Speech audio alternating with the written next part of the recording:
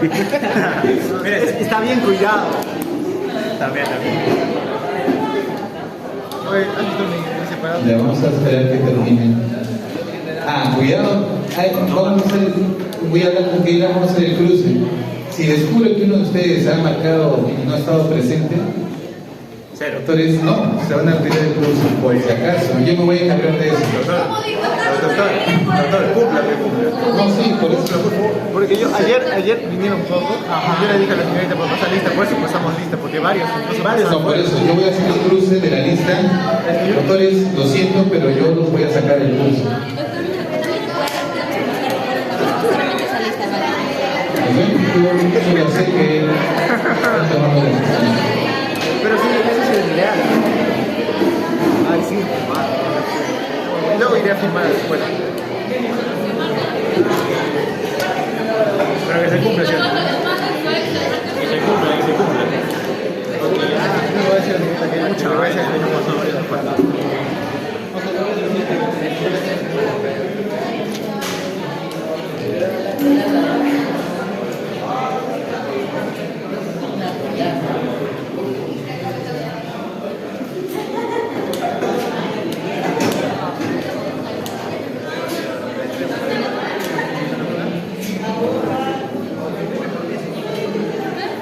Ya tomen asiento, los que ya han firmado pueden tomar asiento, por favor. Doctor, notas. ¿Todo bien? Estoy ahí calificado. ¿Usted? Ya revisando. No es muy tedioso. No, yo tengo fallas con la máquina, por eso yo lo califico acá.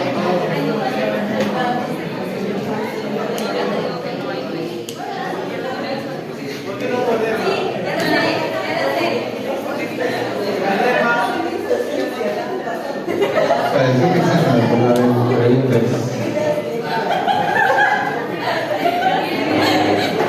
Esto es por el cuarto examen. Este es por el cuarto examen.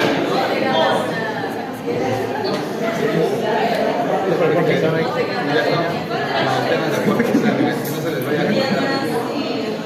Ahí fue. Porque ya hemos terminado, el segundo ya es hecho, el tercero ya hemos concluido. Estamos entrando en carga, todo lo que es carga es para el cuarto examen. ¿El último qué tema es? ¿Culinario? El último es reproductor. ¿Reproductor? No es acumulativo, ¿no?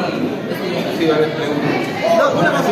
Para el examen de este viernes, ¿va a ser también con pacientes? O sea, actuado. Sí, ¿no? Ustedes vayan y den. Den todo lo que Doctor, saben. doctor, ¿va a ser acumulativo? ¿Los exámenes históricos? Ah, sí. Pero, Sí, por indicación de la escuela. No escuchaba lo que dijo ni el. pero el doctor seguro en patología tampoco lo va a hacer. Ajá, tampoco lo va a hacer acumulativo. No, pues, pero es más amplio, sí. Entonces, te voy a explicar por qué es acumulativo ahora. No.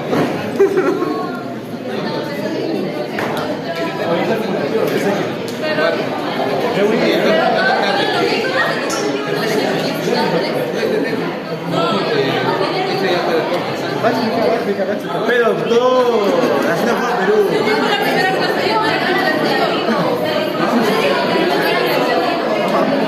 Ahorita van a entender por qué les digo que es acumulativo. Ahorita van a entender por qué digo. Y todo vale. Vamos a ver. Ay, ¿por qué se demora tanto?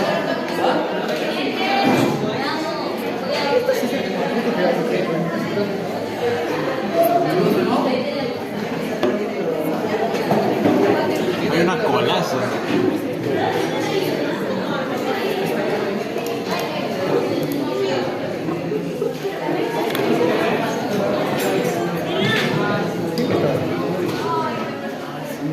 ¿Ya cuántos faltan para firmar? Faltan 5, creo. Ah, yo también. 6.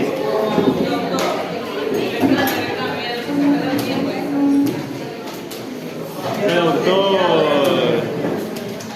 doctor, ¿qué haría que Esto ya se me ha cambiado. Solo uno. No, solo uno. Pero no tengo lápiz, solo tengo esto.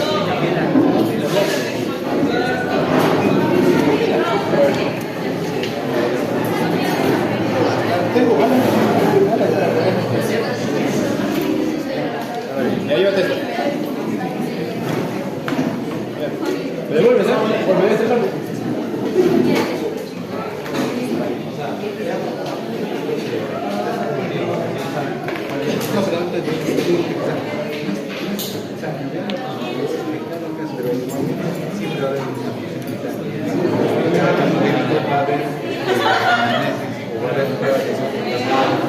O sea, ya van a integrar todo lo que ha hecho la comunidad, se va a ir integrando.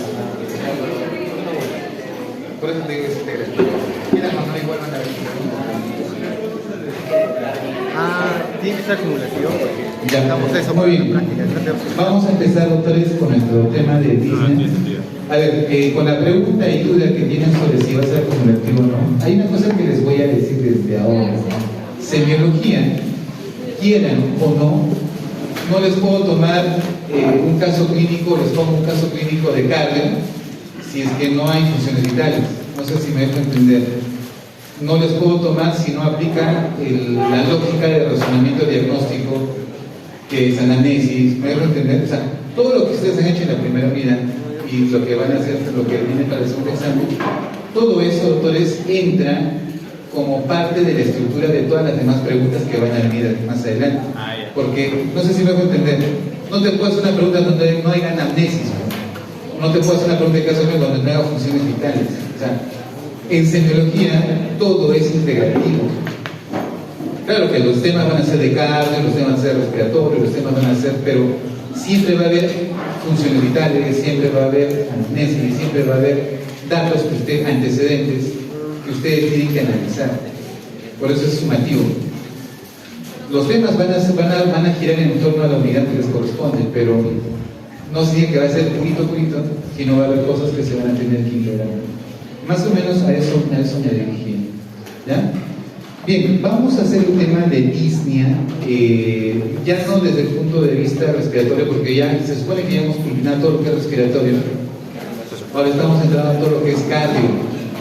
Por tal motivo, cardio viene a ser los temas ya del cuarto examen. ¿Ya? Entonces, para que vean que ya estamos avanzando, ¿no?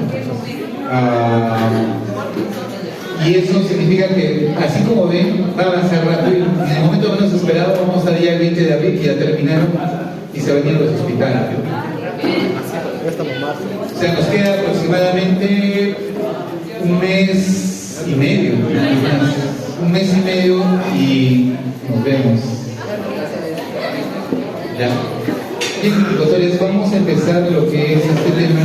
Importante, diría yo, porque justo ayer me pasó en el hospital una disputa diagnóstica con un colega con respecto al manejo de un paciente, si era una insuficiencia cardíaca o era una neumonía de un paciente con fibrosis complicada. Entonces, porque uno requiere diuréticos y el otro no requiere diuréticos, a lo contrario, tengo que mejorar su hidratación.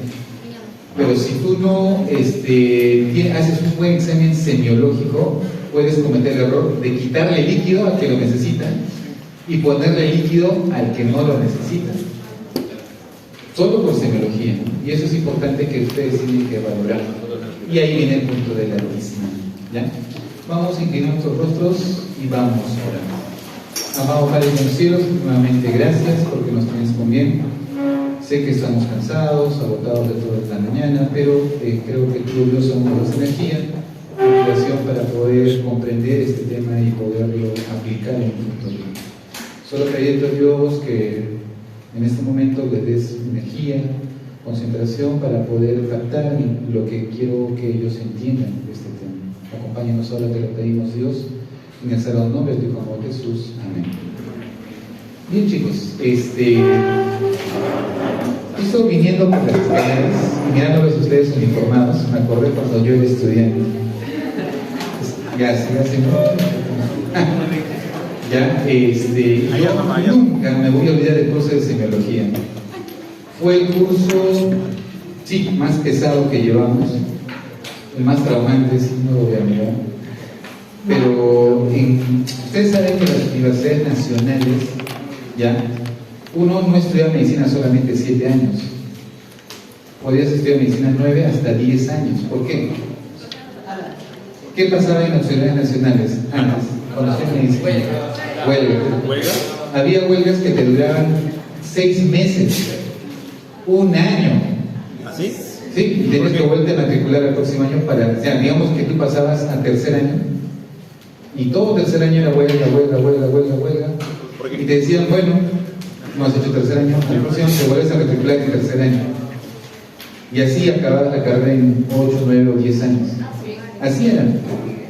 Entonces, yo cuando estudiaba semiología, el curso era un curso igual como ustedes, y teníamos que ir al hospital. Y nunca voy a olvidar que cuando me tocó ir a hacer prácticas, hubo huelga. La huelga duró 4 meses, ¿no? De profesores. O sea, ¿no? Los profesores docentes hacían huelga. Decían, no vamos a enseñar, y 4 meses no enseñaban. Y los estudiantes no podían reclamar porque no había profesores. Claro, o sea, entonces, pero la ventaja fue que ese curso de semiología, en la huelga que tuvimos de 4 meses, mi docente que era del Hospital de Salud allá en Arequipa, nos hizo ir 4 meses a hacer prácticas al hospital. O sea, 4 meses viendo pacientes. Y después aperturaron otra vez el curso de semiología y nos fuimos todo el verano, o sea, nos fuimos todo Navidad, me acuerdo, hasta marzo del próximo año llevamos el curso de semiología, ¿no? De corrido. O sea, aparte que hice 4 meses de semiología, hice mucho más, ¿no? Entonces, por eso nunca me olvidé este curso, porque este curso fue muy importante para mí.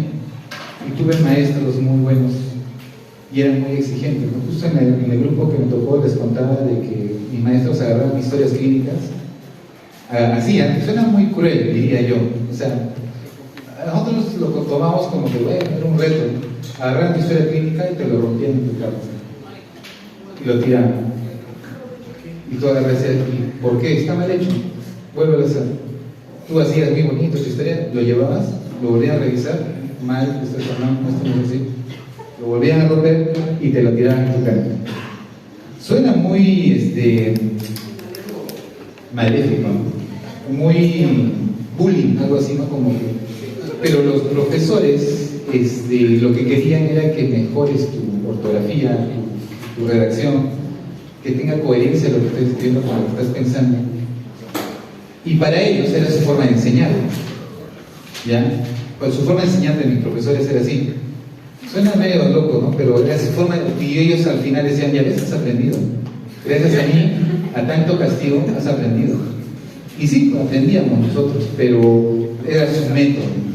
Ahora ya no hacen eso los docentes. Si lo hacen ya son denunciados y dicen, no, abuso y ya. Pero en la época que yo estudiaba, no. Nos rompían, me acuerdo, nosotros no usábamos scrap o ¿no? La ropa que ustedes están usando hasta al internado. Solamente el internado podíamos usar. Entonces, ¿qué usábamos? Se le ocurría a mi decano y decía, a partir de ahora todos los de medicina van a ir con camisa, así como la iglesia, camisa, corbata, pantalón, zapatos, las damas tenían que ir con blusa, falda, zapatos y su mandil, ¿no? Y no podías ir con mochila, tenías que ir con maletín. Entonces, yo nunca me voy a olvidar cuando fuimos a semiología, había amigos que decían, ¿qué va a pasar? Agarraban con mochila. Y el reglamento era para toda la universidad y todos los docentes para mala suerte nosotros, todos los docentes del hospital eran docentes de la universidad. Entonces agarraban la mochila y los escondían por ahí su mochila. Venía el asistente y decía, ¿y esta mochila? En verdad, no les voy a mentir, era cuarto piso, quinto piso del hospital, había la ventana y lanzaban las mochilas. Y ustedes dirán, pero qué abuso, ¿no? Pero en realidad los médicos antiguos eran muy pegados a la...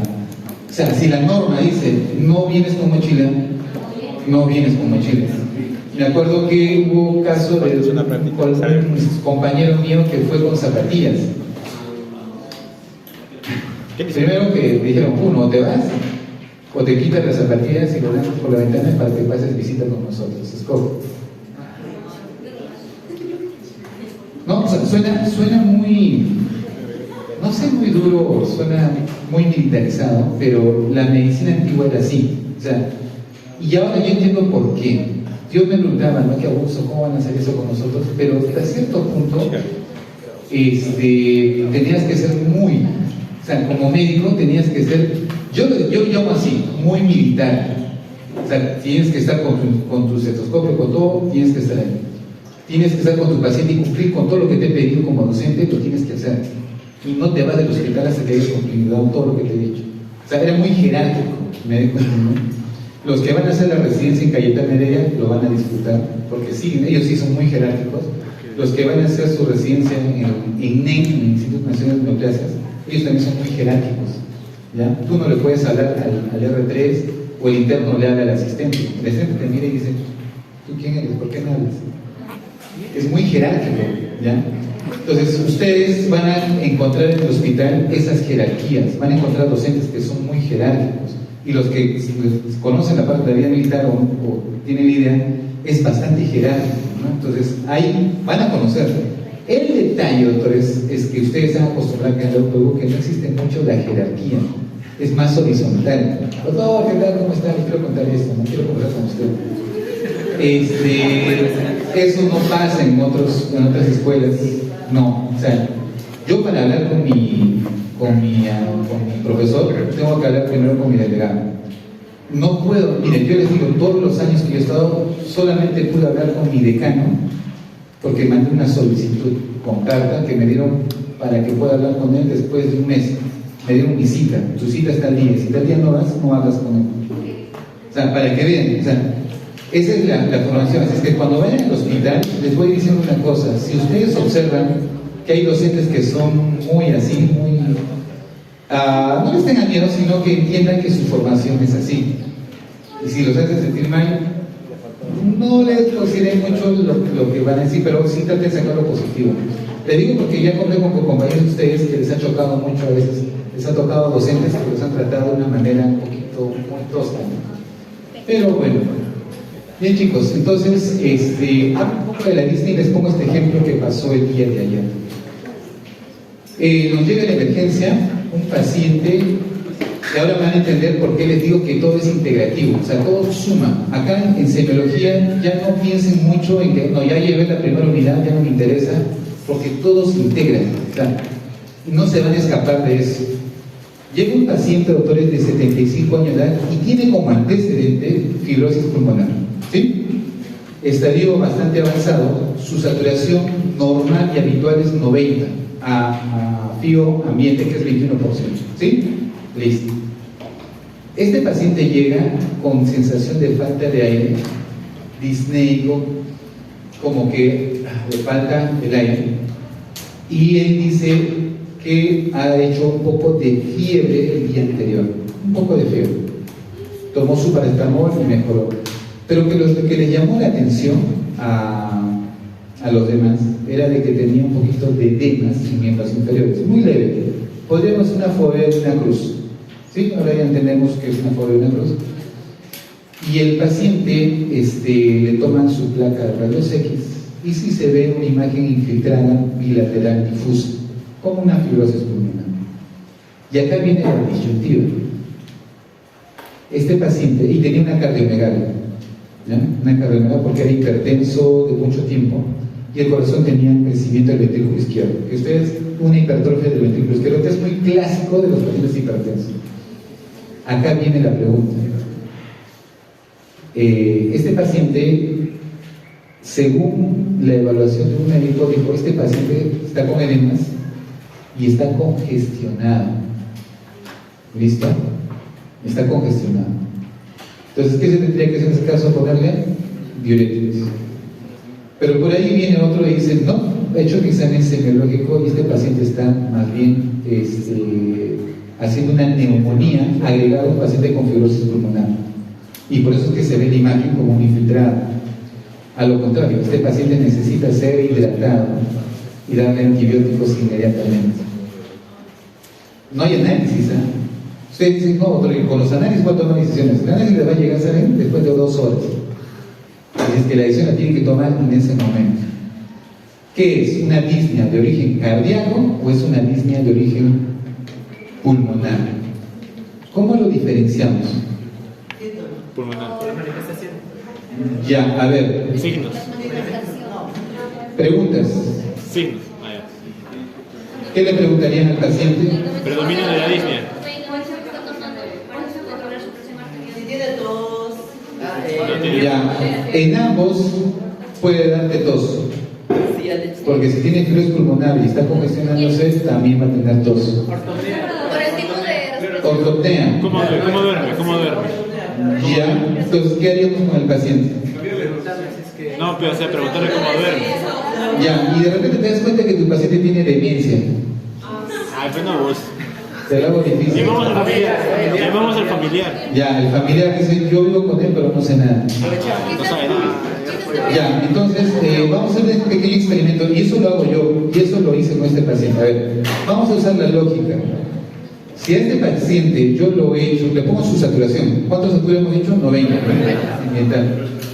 Y ¿qué pasa si este paciente yo lo he hecho y la saturación, escuchen muy bien, y la saturación baja? Es cardíaco. No, ¿Y qué pasa si este paciente lo tengo echado, le pongo, está con su saturómetro, ¿listo? Y satura, digamos, 90, y lo siento, y la saturación cae a 82. es cardíaco. Es cardíaco. ¿Nota la diferencia? Ya, a ver, a uno lo tengo sentado, ya, y satura, digamos, 92. Lo echo y satura 84. ¿Ya? Y al revés, un paciente que está echado satura 92 y lo siento y satura 84.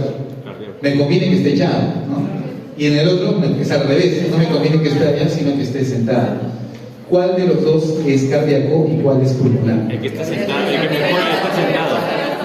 El que está sentado, El que mejor está sentado. el que mejora estando sentado es cardíaco y el otro no.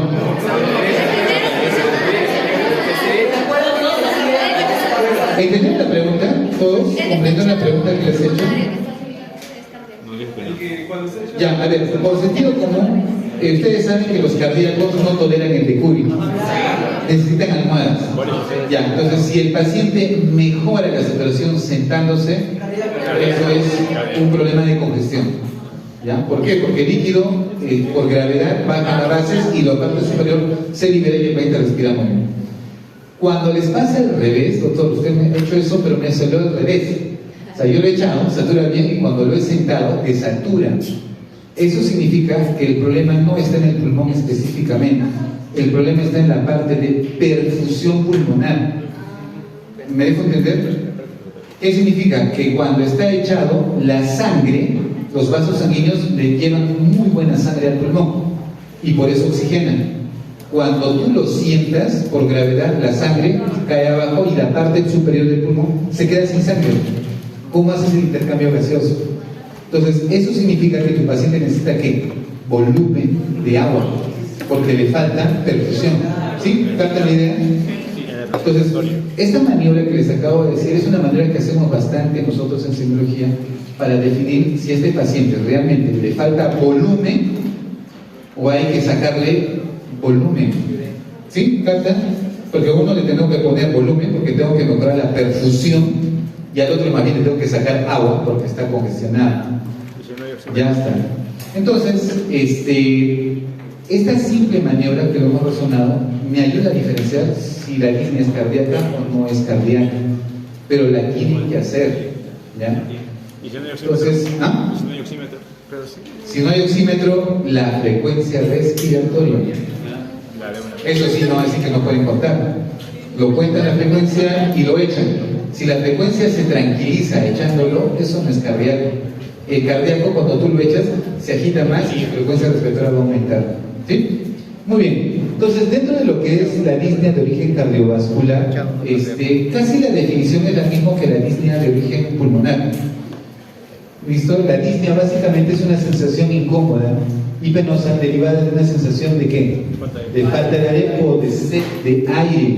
Es como que necesito, y a pesar que me esfuerzo, no me siento compensado, no me siento satisfecho a pesar del esfuerzo que yo hago. Necesito más de lo que habitualmente yo necesito al reposo, por ejemplo.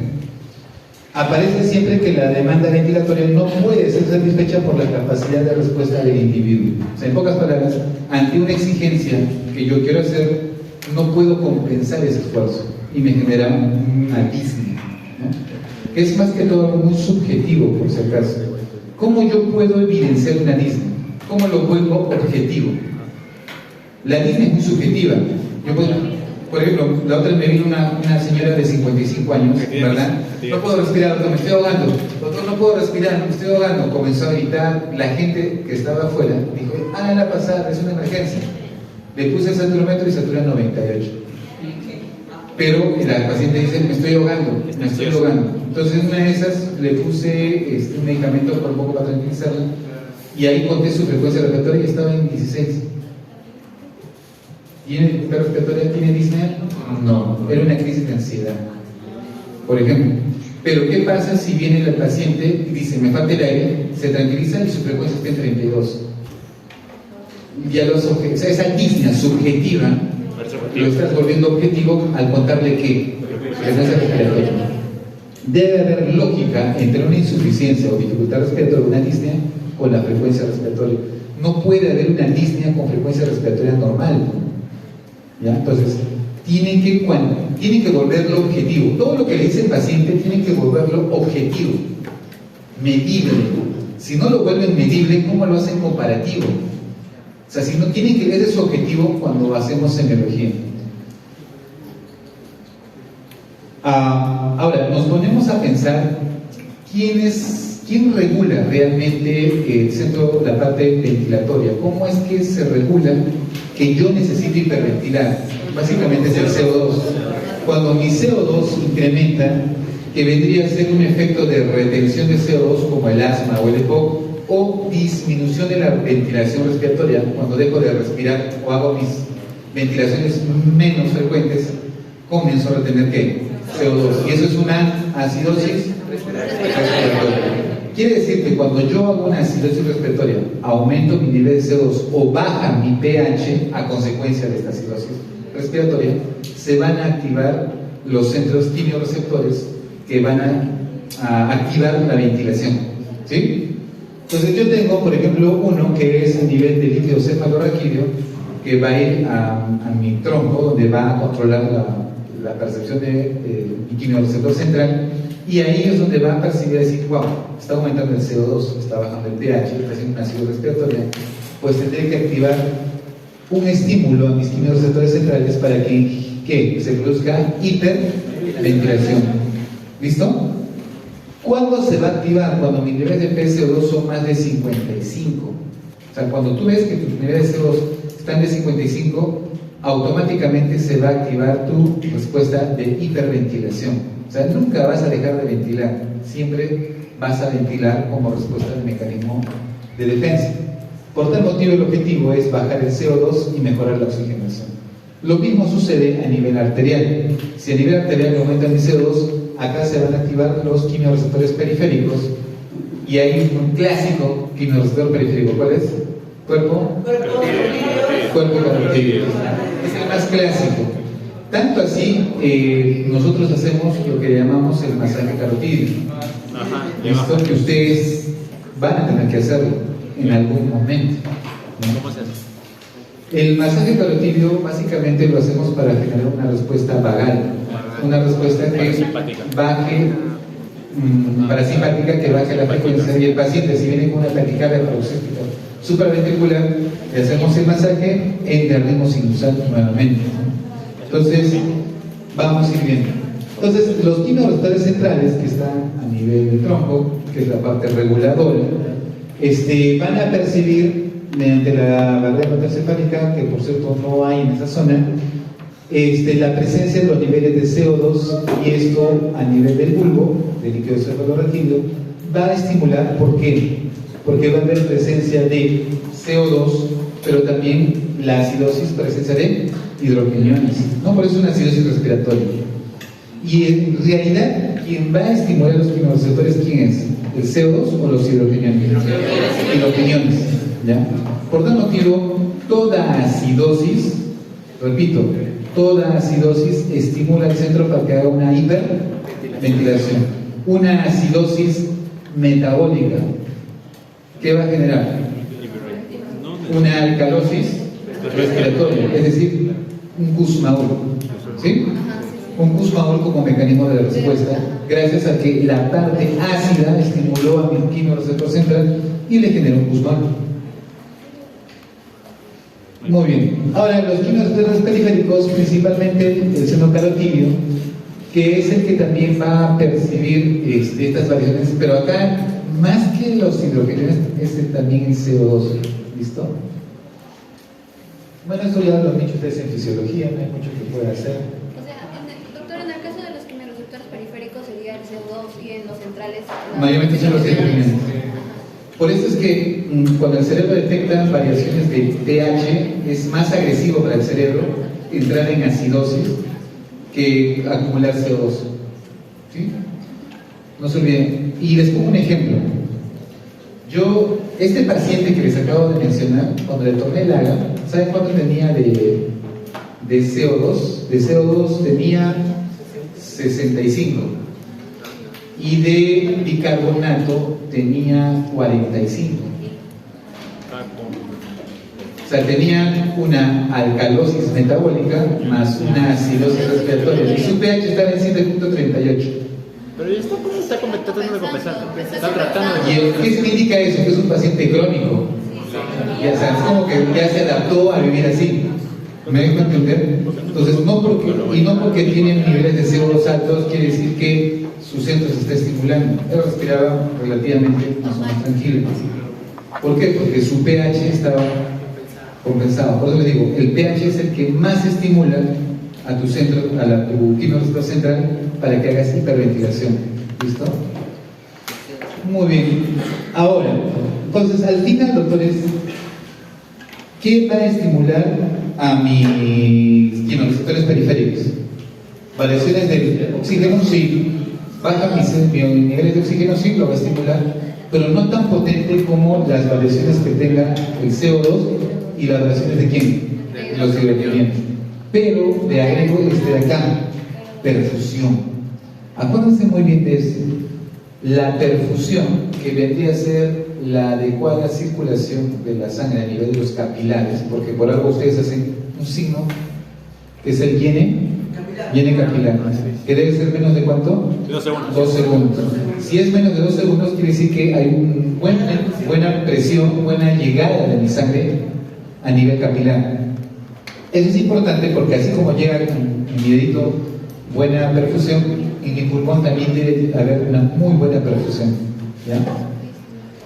Bien, acá básicamente lo mismo, las variaciones a nivel de los quimioreceptores periféricos del bulbo carotídeo, como los niveles de CO2 pueden modificar y estimular el ingreso de calcio y generar una respuesta, ¿no? Bueno, ahora vamos a esta parte que sí es la parte más clínica. A ver, como respuesta ante una disnea se genera una hiperventilación. ¿Listo? Una disnea, hiperventilación. Doctor, tengo disnea, pero respiro 16, 14. No hay disnea. Y si es, claro, o sea, la disnea es la sensación de falta de aire, pero que tiene que ser objetivable con una frecuencia respiratoria elevada. ¿Sí? Eso, por favor, tenganlo muy claro. ¿Saben por qué les digo eso? Cuando hacen historia clínica y en los portafolios que he visto dice, paciente viene por disnea, ¿ok? Y frecuencia respiratoria está en 16.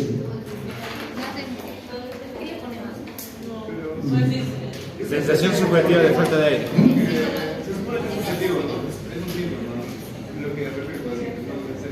Claro, por eso el paciente viene con sensación de falta de aire o dificultad respiratoria. Pero básicamente la pregunta es disnea o no es disnea? No, no es disnea. No, La frecuencia respiratoria está en 16 o está en 14. Entonces, ahí surge la pregunta, ¿es disnea o no es disnea? ¿Realmente el paciente le falta el aire o no? ¿Está hiperventilando más de lo que debe o no? Como sensación subjetiva, sí, el paciente refiere que le falta el aire, pero como parámetro objetivo no cuadra. ¿Y eso se puede poner? O sea, ¿esa clínica le puedo poner disnea? Lo que cuando yo veo que el paciente dice que tiene disnea, pero yo no lo objetivo, paciente acude con sensación de falta de aire, o paciente acude con sensación de agitación o sensación de falta de aire. Pero yo lo catalogo como disnea cuando realmente es evidente, es algo que ya tú lo puedes leer. A ver, doctores, no se olviden que cuando ustedes escriban historia clínica, si ustedes pueden convertir lo que dice el paciente en un término médico, háganlo, porque es fácil decir disnea, yo sé a qué me refiero. Pero si de repente te genera duda, dices, me parece disnea, pero está tranquilo, pon lo que el paciente dice. El paciente refiere sensación de falta de aire, punto. No pongan disnea porque no están seguros. Cuando no están seguros de algo, escriban textualmente lo que el paciente diga, textualmente, ¿sí? ¿Por qué? Porque eso va a ayudar. Porque ¿qué pasa si tú le pones disnea? Para los siguientes médicos que van a leer tu historia clínica, van a interpretar que vino con disnea, pero que ya mejoró. No sé si me hago entender. Entonces pueden generar un falso análisis del paciente y podemos perjudicar su historia clínica futura. Muy bien. Entonces, básicamente, doctores, no se olviden que hay estímulos y receptores involucrados en la ventilación. El tipo de estímulo puede ser agudo o crónico. Por ejemplo, la hipercapnia, que es el término, no se olviden, de aumento de CO2, básicamente va a generar que un efecto de ventilación muy potente, porque se está generando una acidosis respiratoria. ¿Quién es el responsable de generar esa hiperventilación? Más que todos centrales, no se olviden eso, los quimiorreceptores centrales. Doctor, ante una hipoxia ha bajado mis niveles de oxígeno, mi CO2 está bien, es una insuficiencia respiratoria tipo 1. ¿Cuál? ¿Hipoxia? Sí, 1. ¿Qué tipo? 1. Ya, pues hipoxémica tipo 1, hipercápnica tipo 2. ¿Por qué creen que les digo que todo se va a comenzar a integrar? De hacer paciente que viene con insuficiencia respiratoria tipo 1, pero puede ser cardíaco, ¿eh? Por si acaso. Entonces todos se integran, todos se integran. ¿Listo? Muy bien. El efecto sí va a comenzar a hiperventilar, pero ¿quién es el responsable de activar este mecanismo de hiperventilación? Los químicos periféricos, porque ellos actúan más con variaciones de CO2 y con oxígeno también, ¿ya? Acidosis. También la acidosis va a actuar a nivel de la vía periférica, sí. No tan potente, pero no tan potente como el oxígeno, pero sí. Y si es crónico, observen cómo cambia la figura. Cuando uno es crónico, ¿la hipercapnia estimula hiperventilación? No, porque el paciente se adaptó, tiene CO2 de 60. Yo tenía un paciente que vino con CO2 de 120 CO2, conversando y caminando conmigo, ¿no? Y se fue a su casa todavía. Tenía EPOC crónico, ya 20 años de EPOC, y ya un paciente que ya tenía CO2 se acostumbró a vivir con eso. Sí, normal. ¿Listo? Por eso es que cuando se acostumbran, la hipercapnia ya no genera un efecto de hiperventilación, como en el agudo, por si acaso. La hipoxia, básicamente, es relativamente parecido al agudo, pero miren, la acidosis sí tiene un efecto de hiperventilación cuando el paciente es crónico, ¿ya? Por eso es que al final llegamos a la conclusión que el TH es el que tiene más efecto como respuesta de hiperventilación. Por eso decía, una acidosis metabólica genera un USMA. A ver, vamos a hacer la evaluación de la disnea. La disnea, básicamente, hay un elemento de descripción y hay una fisiopatología. Por ejemplo, sensación de constricción del tórax o que el tórax me aprieta. ¿Qué significa? Viene el paciente y dice, me falta el aire y siento que me está apretando el pecho. Me aprieta el pecho. ¿Qué puede ser? Le falta el aire y le aprieta el pecho. Ya, un infarto. Ya. ¿Qué más? Una isquemia miocárdica. ¿Qué más? Puede ser un asma, un broncoespasmo, y está haciendo un tórax en tonel. ¿Qué significa? Se está reteniendo que entra aire, no sale mucho, entra y se va expandiendo mi tórax por acúmulo de volumen, mayor volumen tidal. Entonces, ¿qué significa eso? hay una broncoconstricción o hay edema intersticial, asma o un infarto. ¿Listo? Y el edema intersticial significa edema agudo del pulmón o insuficiencia cardíaca por el infarto. ¿Listo? Viene, se toca en el pecho, por si acaso. Viene con disnea y hace mayor esfuerzo o trabajo a la respiración. En pocas palabras, me falta el aire, doctor, y comienza a usar músculos accesorios.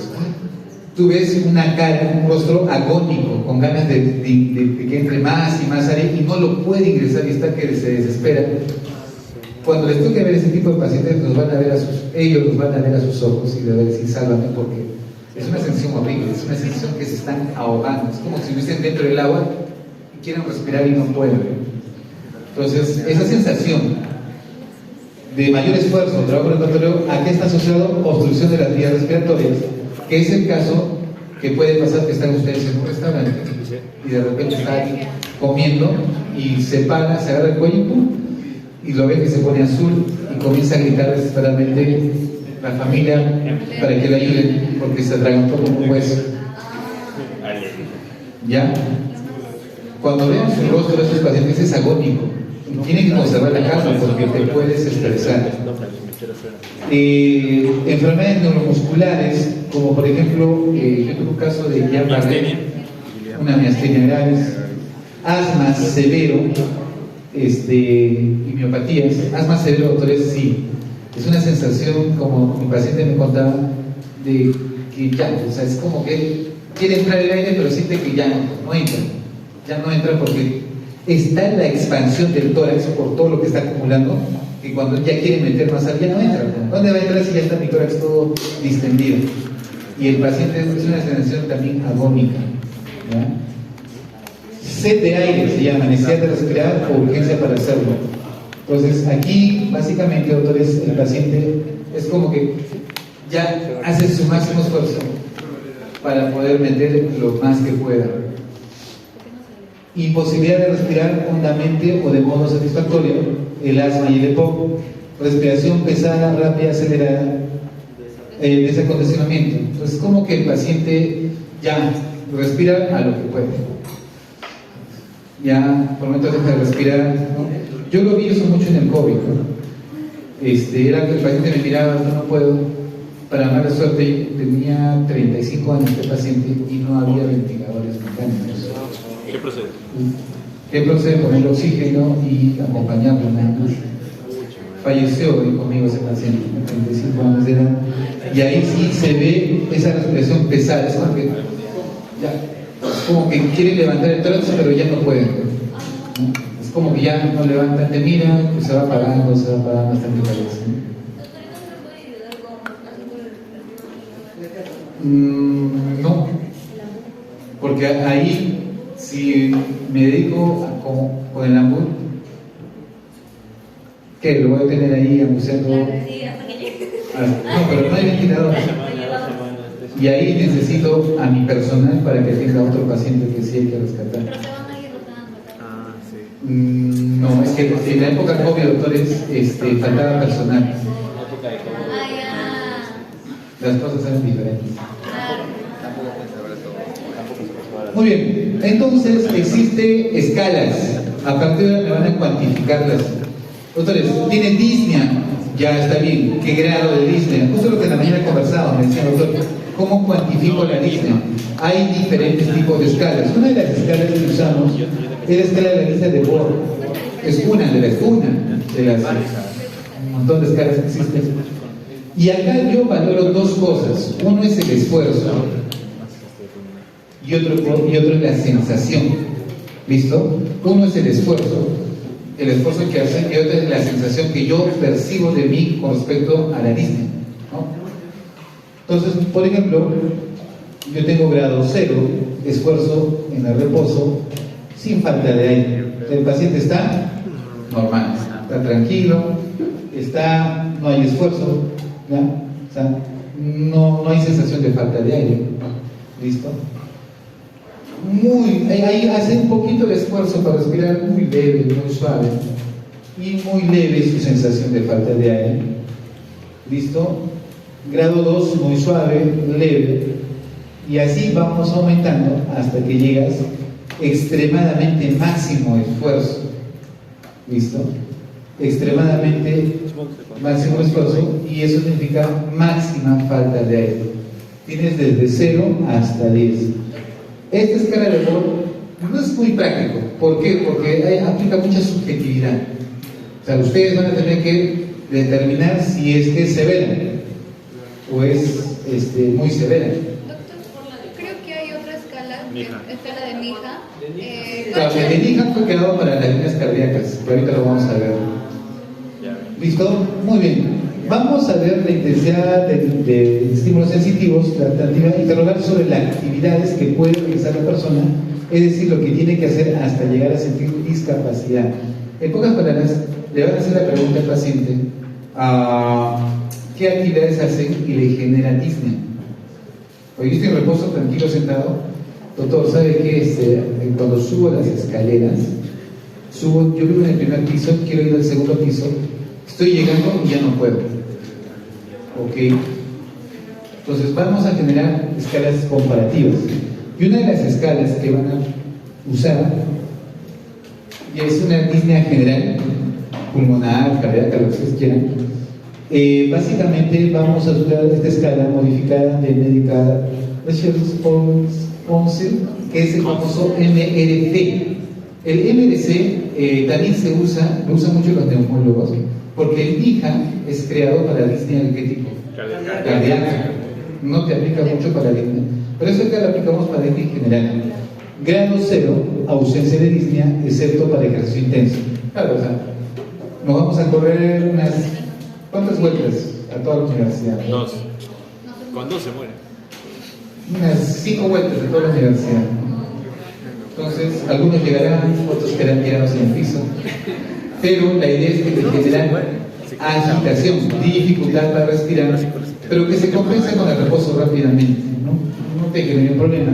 Y eso es grado 0. Se supone que todos somos grado 0. ¿Sí? Se supone. Grado 1, disnea al andar deprisa o subir una pequeña cuesta. Vamos a subir esta colina, todos vamos a llegar arriba. Pero no es pequeña. Una cuesta, no estamos haciendo una montaña, una cuesta. Es grande. Estás subiendo y de repente sientes que te falta el aire y llegas a las justas. Entonces, disnea al andar deprisa o estás caminando deprisa y sientes que te cansas rápidamente. Eso es grado 1. Grado 2, incapacidad de mantener el paso de otras personas de la misma edad. ¿Ya? A ver, es como que dos personas van caminando de la misma edad y la otra persona dice: ratito, quiero descansar, no puede seguir el paso de la otra persona. Eso significa que es un grado de disnea tipo 2. ¿Caminando en quién? Llano. ¿Listo? 3. Necesidad de parar a descansar al andar unos 100 metros o los pocos metros de andar en llano. O sea, si tú caminas 100 metros y ya te estás cansando, ya tienes un grado 3. Y el grado 4 es imposibilidad de salir de casa. En pocas palabras, no puedes caminar ni siquiera 100 metros. Por lo menos caminas en casa al baño y ya estás cansado. ¿Listo? Eso ya es un grado 4. Entonces, bueno, esa es una forma de clasificar en función a la actividad de desplazamiento. ¿Sí? Porque al final eso es lo que le interesa. Porque el paciente que está con disnea en reposo, ¿te imaginas a alguien que tiene disnea cardíaca, pero nunca camina, está echado en la cama, está sentado mirando su tele, sus series, su película? No va a sentir la disnea, a no ser que ustedes le generen esfuerzo físico. ¿Ya? Y esta es la que ustedes mencionan, el famoso MIJA. En el año 1964 se creó esta escala para pacientes cardíacos, repito, no para pacientes con neumonías o pacientes con fibrosis pulmonar, no, para pacientes cardíacos. Por tal motivo existen 4 grados. Y ahora entenderán que no es lo mismo que este de aquí. Y ahora van a entender por qué. Miren, grado 1, el paciente presenta disnea o dolor precordial cuando realiza grandes esfuerzos, como correr, subir varios pisos de escaleras, deportes, trabajos físicos intensos que efectuaban sin molestias antes. Sobre todo yo era futbolista y me jugaba 90 minutos, pero y ahora quiero jugar y a los 30 minutos, 40 me canso. Hace la actividad intensa. Ustedes saben que correr en una cancha de fútbol no es nada fácil. Grado 1. Grado 2, el paciente presenta disnea o dolor precordial cuando realiza esfuerzos moderados, cotidianos, como que caminar, correr un breve trecho, subir un piso de escaleras, un piso. O sea, si sube un piso ya se cansa, eso ya es grado 2.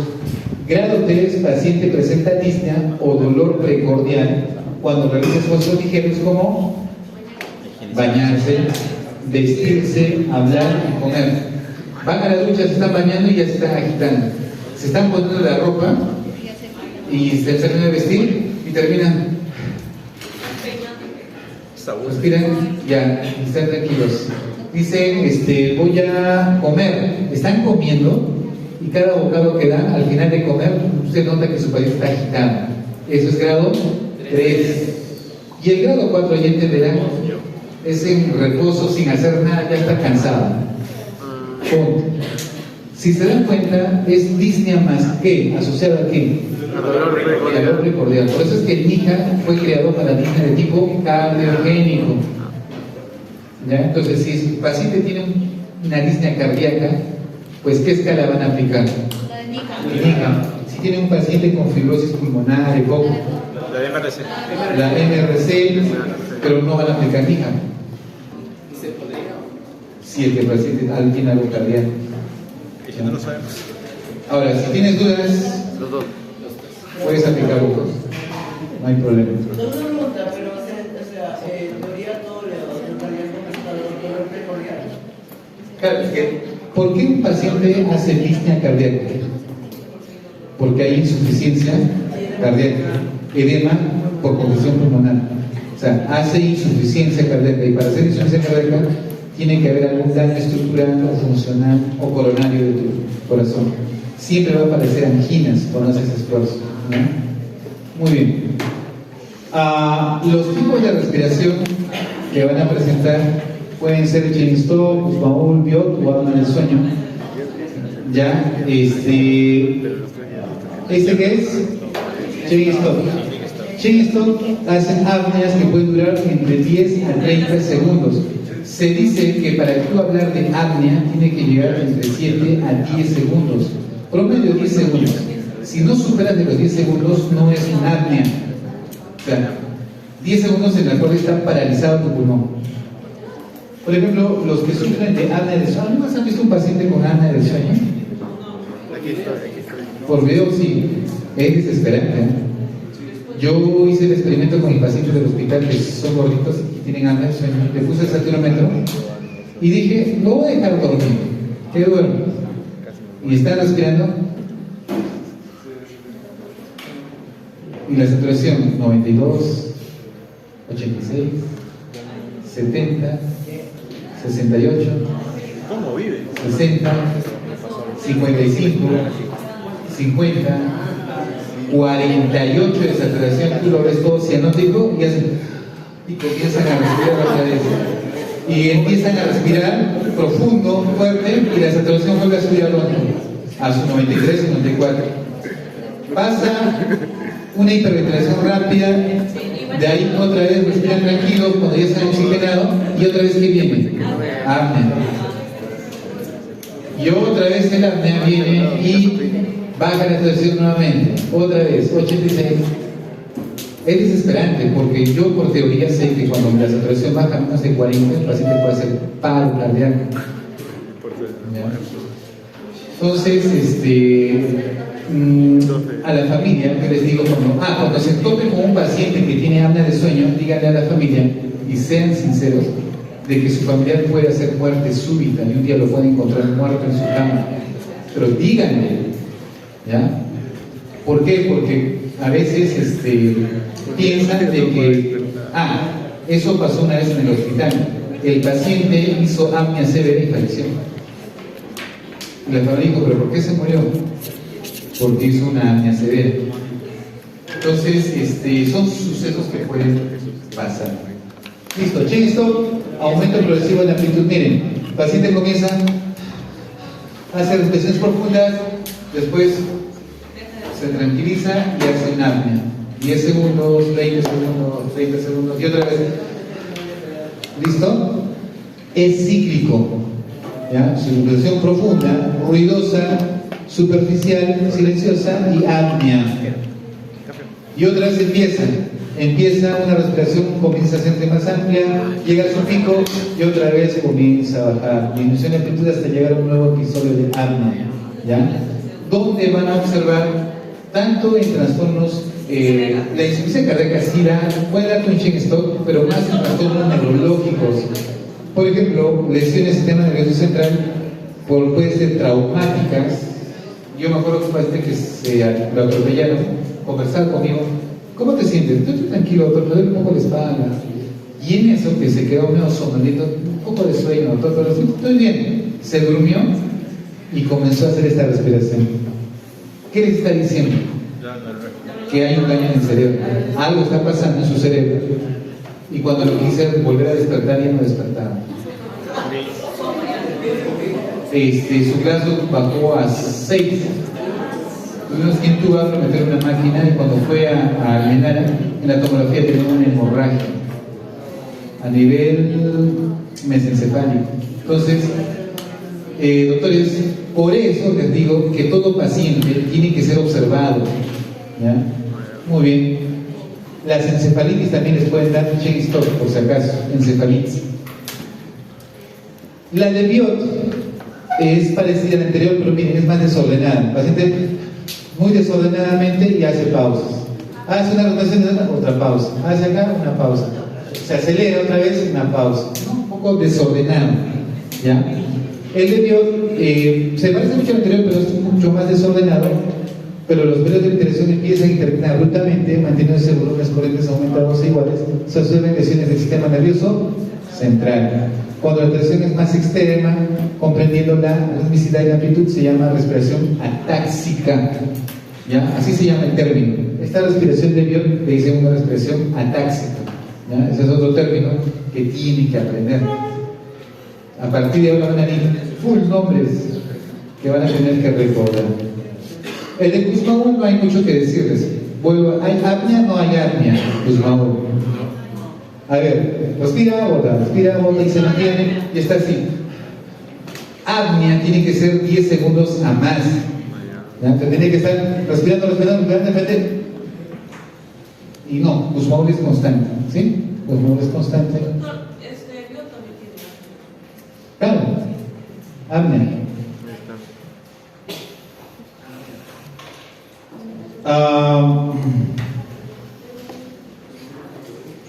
Vamos la disnea desde un punto de vista afectivo. Recuerden que es una sensación subjetiva. Para que el paciente señale una sensación transformada en síntoma, debe percibirla como desagradable e interpretarla como anormal. En pocas palabras, el paciente te va a decir si es una disnea o no, porque el paciente tú le dices, esta sensación que tienes, ¿lo has tenido antes? Cuando tú corrías, hacías ejercicio, te cansabas, sí, pero se me pasaba, pero esta sensación no. Siento que a pesar que hago mi esfuerzo, me falta el aire, no lo puedo controlar. ¿Me dejo entender? Lo comienza a percibir y muchos entran en ansiedad en ese momento. Entonces la pregunta es, ¿cómo diferencio si la disnea es respiratoria o es cardíaca? Básicamente, doctores, la disnea puede ser respiratoria o puede ser cardíaca. Y acá viene lo siguiente. Si el origen es respiratorio, hay modificaciones en el intercambio gaseoso y uno que van a tener es embolia pulmonar, neumonías o neumopatías intersticiales. Embolia pulmonar. A ver, es aquel paciente que viene después de haber... A mí me pasó que yo provoqué una embolia pulmonar.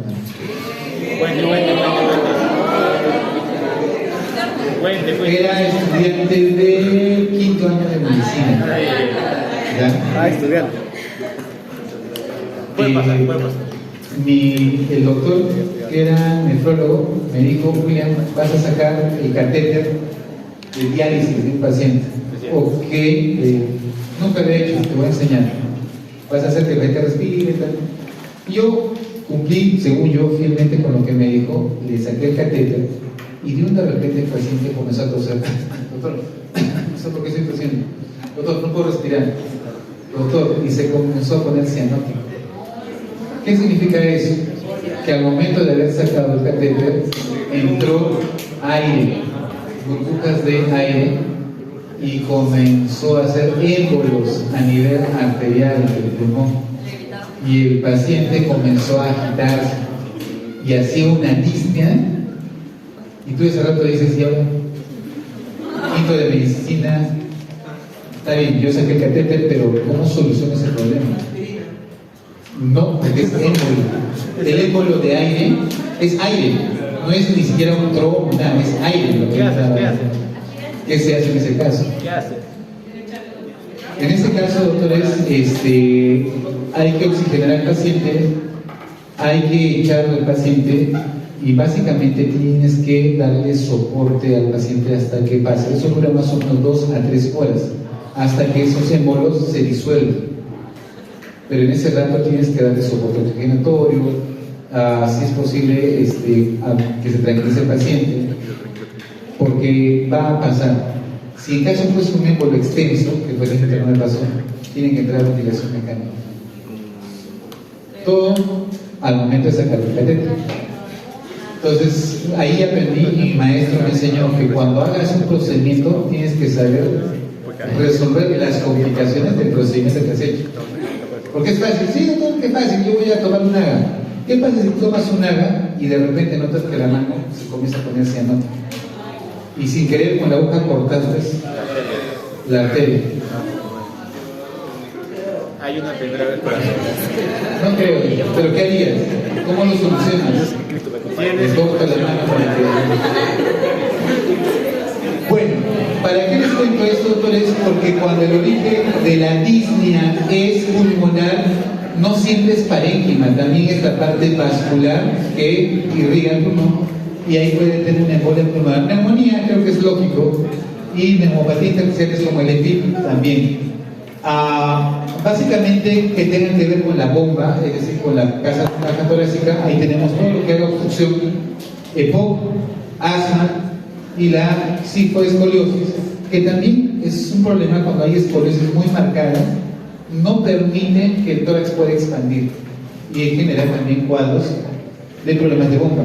Y el otro, disnea de origen respiratorio, cuando el centro regulador está mal.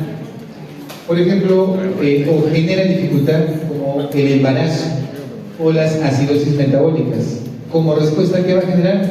Kussmaul. ¿Me dejo entender? Y eso significa que el paciente está haciendo una hiperventilación, no porque sea un problema cardíaco, sino que básicamente es una respuesta ante acción metabólica o el embarazo. Por eso que las damas que están embarazando pueden hacer pequeños Kussmaul. De origen cardíaco, 3 cosas que tienen que preguntarse. ¿Bajo su gasto cardíaco? ¿Una insuficiencia cardíaca? ¿Su gasto cardíaco es normal o el gasto cardíaco es muy alto? Si es bajo, insuficiencia cardíaca congestiva, infarto agudo de miocardio, un isquemia de miocardio y una pericarditis constrictiva. Si el gasto es normal, puede haber un desacondicionamiento físico, o sea, aquella persona que ya hace actividad y se le ocurre iniciar su actividad, pero ya tiene cierto sedentarismo, le va a generar cierta disnea de origen cardiovascular porque ya no, su cuerpo no compensa la parte del requerimiento oxigenatorio. La obesidad, disfunción diastólica y gasto alto, ¿cuál es?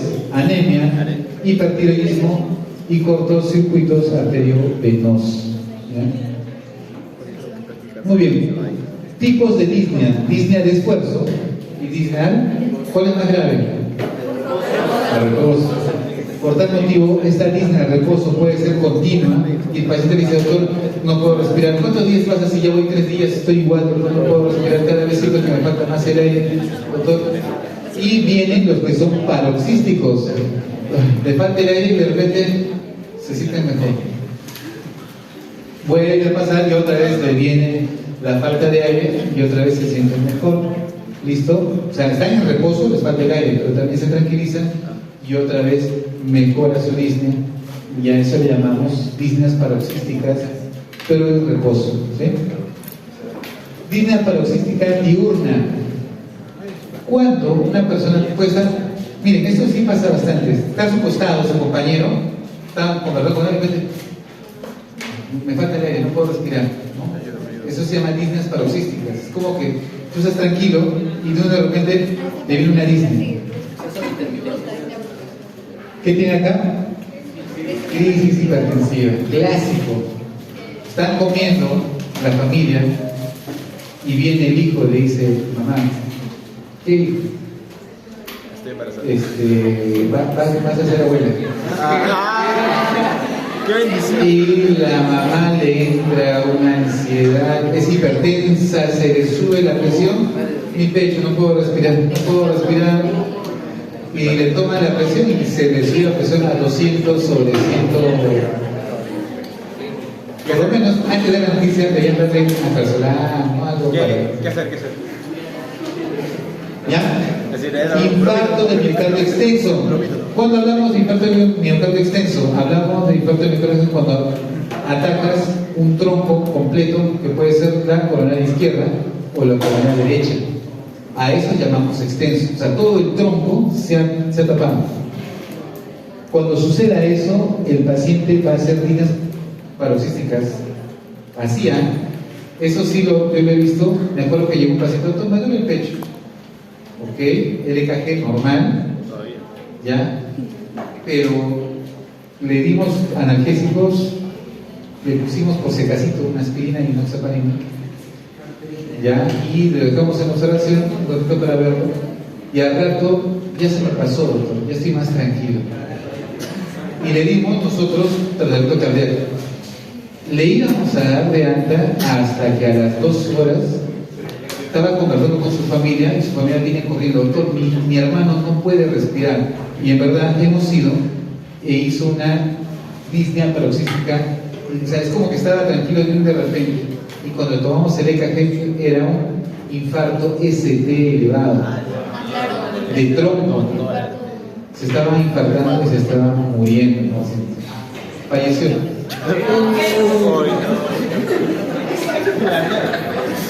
Así nomás. Es que, a ver, le pusimos anteplace, le hemos fibrinogenado, coordinamos para que vaya a generar, pero ni con el anteplace logró. Cuando es de tronco, doctores, ¿no han visto ustedes cuando futbolistas que les han dado infarto al corazón, que están jugando, de repente se dan el pecho y se caen al piso? Están muertos. Solo uno. Para que vean que es fulminante. ¿Listo? FARVA. ¿Qué es FARVA? La fibrilación auricular de respuesta ventricular alta. En pocas palabras, es una fibrilación auricular con frecuencia cardíaca más de 110. Repito, es una fibrilación auricular con frecuencia cardíaca más de 110. ¿A eso que le llamamos? FARVA. Y sucede de que el paciente está tranquilo, igual le dan una mala noticia y el corazón que estaba latiendo 70, 80 por minuto se acelera y se dispara a 180. Comienza a disparar. ¿Y qué siente el paciente? ¿Palpitación así? Disnea. Por eso se llaman disneas paroxísticas.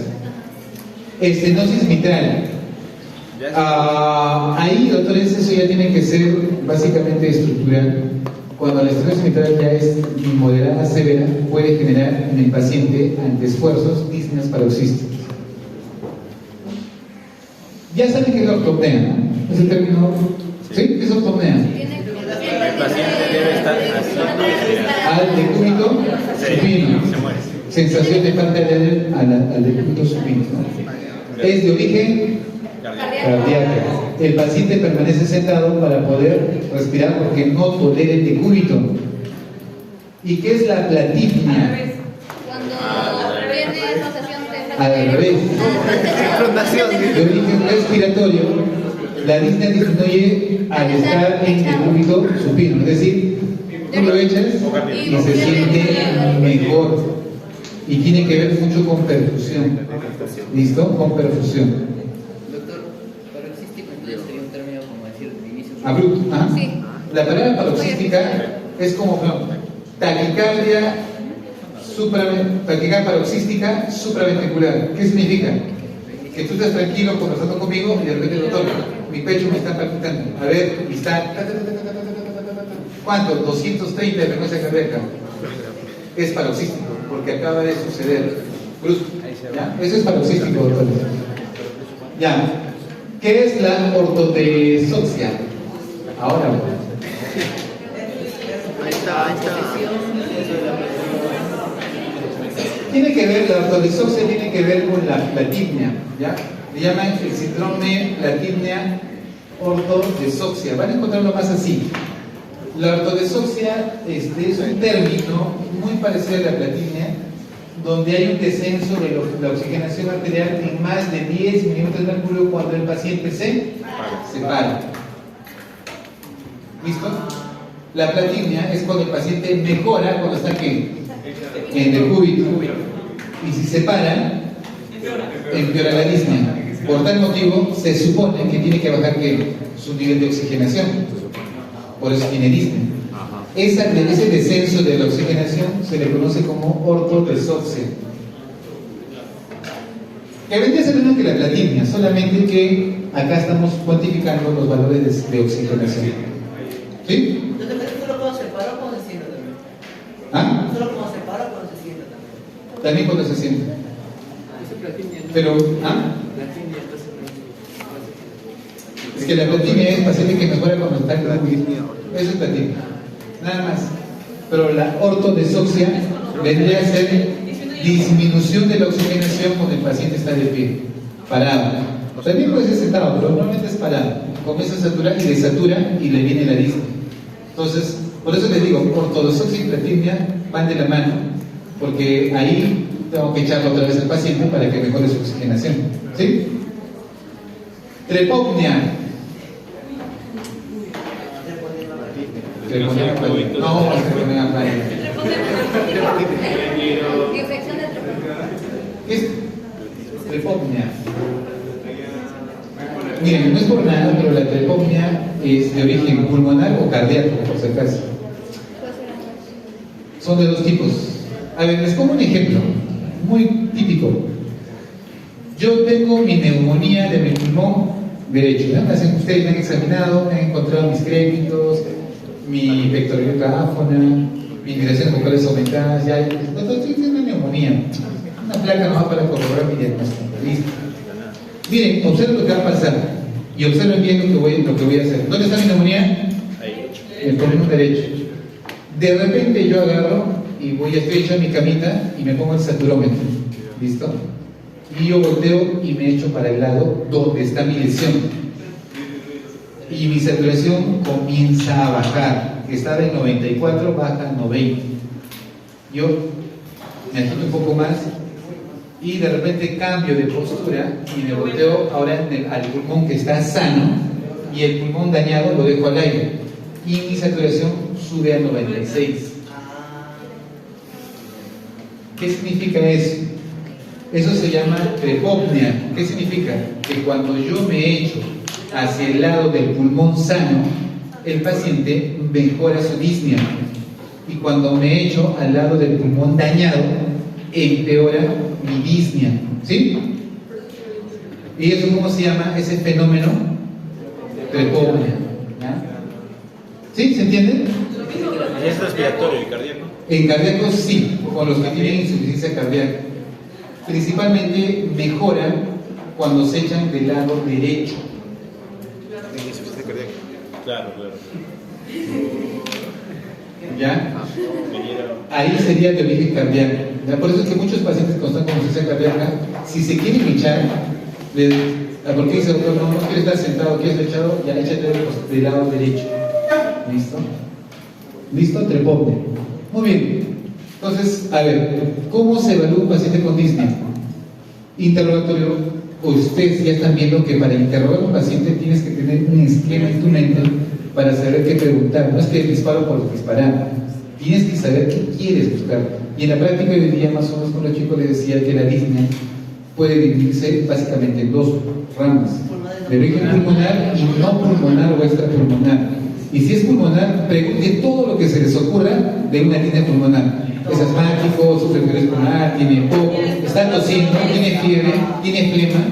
¿Me dejo entender? O sea, pregunten todo lo que... Si el paciente dice no, y y todo es no. Ya, pues ya descartaron la disnea pulmonar y se van a la disnea no pulmonares, entre estas las cardíacas, y preguntarán cardíaco. Sufre infartado, sufre insuficiencia cardíaca, es hipertenso, ha tenido infartos anteriormente, sufre dolores de pecho, ¿me dejo entender? Hace edemas, tolera el decúbito, o sea, si tiene ortopnea, van preguntando, doctores, preguntas cardíacas. Y así se tiene que interrogar, no disparen por disparar, sepan que quieren saber. Y claro, hay lo que es la línea psicogénica que también tienen que ustedes preguntar, ¿no? Así como la fiebre fáctica. ¿Saben qué es la fiebre fáctica? Fáctica. Fiebre fáctica. Así, fática. Fiebre falsa o inventada. Hay pacientes que se inventan. Les comento. Miren, me vino un paciente con su termómetro. Doctor, así, vino al triaje, se puso el termómetro en la axila y saca su. Viene y dice, doctor, me siento mal. Saca su termómetro y me lo muestra. Y yo miro y tenía pues 39,5 de temperatura. Ya pasa emergencia. Y sucede que cuando va allá, mi colega me dice, oye, ¿por qué me manda este paciente si no tiene fiebre? Pero le digo, me confié. ¿Qué había hecho la paciente? Quería su descanso médico, ya, y había frotado con su mano el termómetro, lo había calentado, y recuerden que cuando sube el mercurio se queda, a no ser que lo agite. Entonces agarró, se lo colocó en la axila y me lo mostró. Pero no contaba con la astucia de mi colega, que agarró y le volvió a tomar la temperatura. Y le salió 36,5, así es que me dijo, vaya a trabajar. Listo, un buen interrogatorio les va a ayudar bastante. Característica de la sensación, aspectos cronológicos, cuándo apareció la disnea, cuánto tiempo lo tiene, qué lo exacerba, en qué momento se hace más intenso, en qué momento calma. Tienen que preguntar todas esas características, ¿ya? Cambios con las posiciones. Entonces, eso es importante. Pregunten si al momento de echarse mejora o empeora su sensación para saber si es cardíaco. ¿Listo? Persistente en comparación con intermitente. Significa que es constante o de repente por momentos mejora, por momentos vuelve a aparecer su disnea. En la exploración física, ¿qué van a ver? Aspectos generales, terminan frases largas. Y eso es bien curioso. ¿Cómo te sientes? A ver, cuéntame, ¿qué ha pasado? Mira, ¿qué? No, pero estoy diciendo que me siento muy cansado. No pueden terminar las frases. Te dicen una frase y después ya no les queda aire. No pueden completar una frase. ¿Listo? Usan músculos accesorios, supraclaviculares, intercostales. Tienen que ver si hay uso de músculos accesorios, cuál es el color de su piel, si está cianótico o no. Signos vitales, hay taquipnia. ¿Qué es el pulso paradójico? Creo que tiene una inspiración. Creo. No, de inspiración. A esta altura ya tenía que haber leído todo lo que es pulso en su libro de Argento. Inspiración y pintura. ¿Ah? A ver. ¿Qué es el pulso paradójico?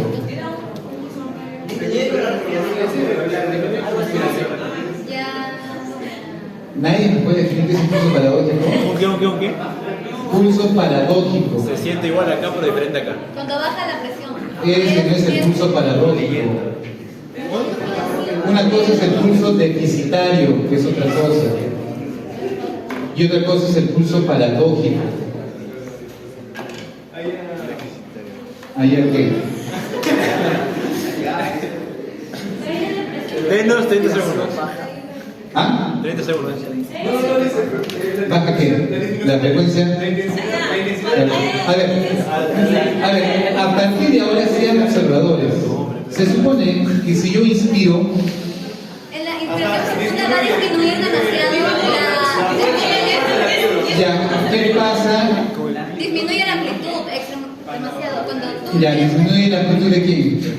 Del pulso cuando inspiro, ya, y cuando expiro, aumenta. ¿Y por qué dice pulso paradójico? porque se supone que no Porque es al revés. debería.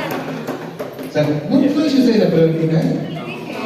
Nunca han hecho ustedes, oye, tienen, mira, los buenos semiólogos se examinan, pongan así. Yo, por ejemplo, me gustaba jugar mucho, ponía mi centrómetro y aguantaba la respiración todo lo que podía, hasta que me ponga azul. ¿Qué pasa con la frecuencia cardíaca cuando dejas de respirar? ¿Aumenta o disminuye? Aumenta. ¿Qué pasa si haces valsalva? Pujas. Y aguanta, deja de respirar. ¿Qué va a pasar con su frecuencia respiratoria? Perdón, con su frecuencia cardíaca. Disminuye. Hace taquicardia. ¿Nunca han hecho experimentos? O sea, lo del pulso. Chicos, tienen que ser más curiosos, ¿ya? Su cuerpo también nos puede dar información. ¿Ya? Listo, signos de desaturación en la oximetría, sibilantes. Doctores, existe lo que se llama asma cardiogénico.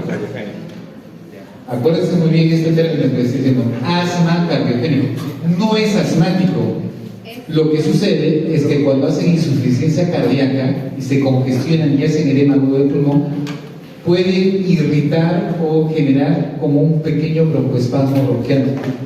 Y a eso le llamamos asma cardiogénico o asma de origen cardíaco, básicamente. ¿Cómo mejora? ¿Nebulizándolo? No, quitándole líquido. Tú le pones diuréticos y esas sibilantes desaparecen. Es por eso llaman asma cardiogénico. ¿Ya? Graben en su mente, porque en mi ingeniero interno me vino un paciente con insuficiencia cardíaca que tenía fibrilación auricular con respuesta ventricular alta. Su corazón estaba latiendo así de rápido, estaba en insuficiencia cardíaca y estaba silbando su pecho. ¿Qué creen que hizo en interno? Lo nebulizó con salbutamol. Y su frecuencia cardíaca del paciente que estaba en 145 llegó a 200. Y más insuficiencia cardíaca, más dificultad respiratoria, y el paciente esto comenzó a ahogar. No era nebulizar, lo que era diuréticos. Entonces, entiendan el mensaje, doctores. Por eso les estoy repitiendo, existe el asma cardiogénico, ¿ya? Muy bien, acá, sibilantes, estertores, ronchos, apagamiento de ruidos de la respiración y distensión pulmonar. Exploración cardíaca. Miren, una cosa que tienen que buscar, sí o sí, es infiltración yugular. La infiltración yugular, sí o sí, tienen que buscarlo. Si sospechan que su paciente tiene una disnea de origen cardíaco. ¿Por qué? Porque básicamente está aumentando siempre la precarga. Siempre está aumentando la precarga y tiene que haber infiltración yugular. Ya, de este paciente que les comenté al comienzo que hubo la disputa si era que había que ponerle diurético o había que hidratarlo. ¿Se acuerdan? Al comienzo les conté que fue lo que pasó ayer. Hicimos la primera maniobra, lo echamos y la saturación mejoró.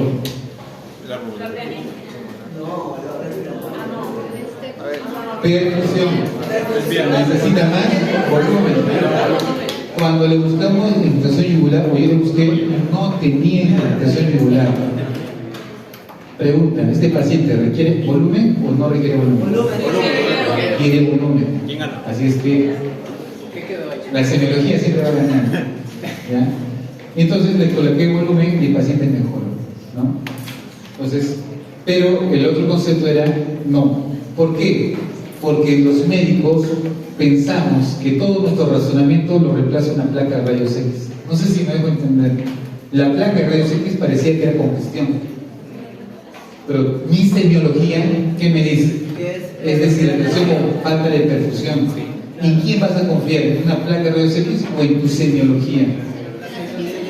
Por eso les vuelvo a repetir. Su llenado capilar estaba un poco entre 2 a 3 segundos. O sea, perfusión. ¿Sí? Perfusión. Muy bien. Bueno, y así, doctores, una vez, repito, acostúmbrense a este método.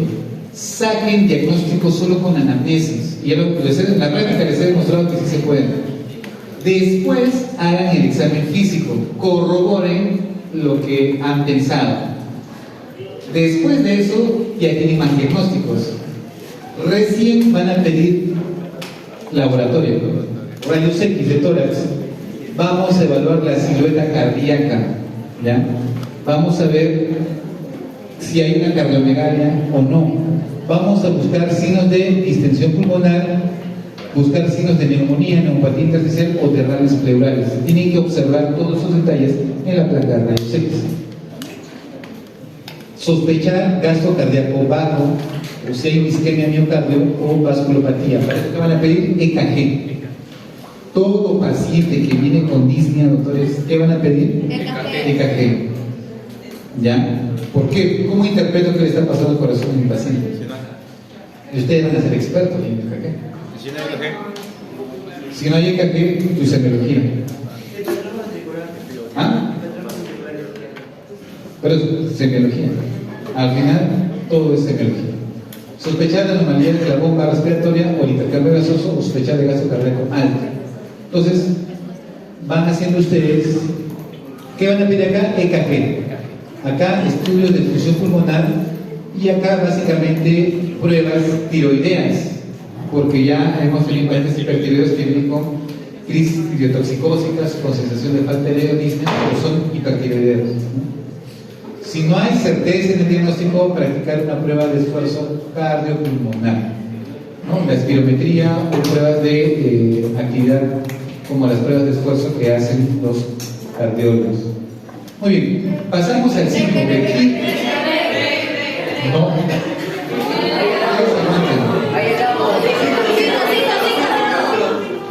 Ya. No, ya voy a terminar. Falta 20 minutos. Vamos con lo que es el 5. ¿Quién no se ha desmayado alguna vez? ¿Nunca? Algún día. Aquí me da emoción.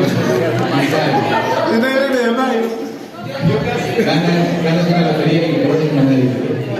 A ver, ¿qué es el síncope? El término síncope va de la mano con la otra palabra que se llama lipotimia. ¿Sí? Lipotimia. Síncope y lipotimia.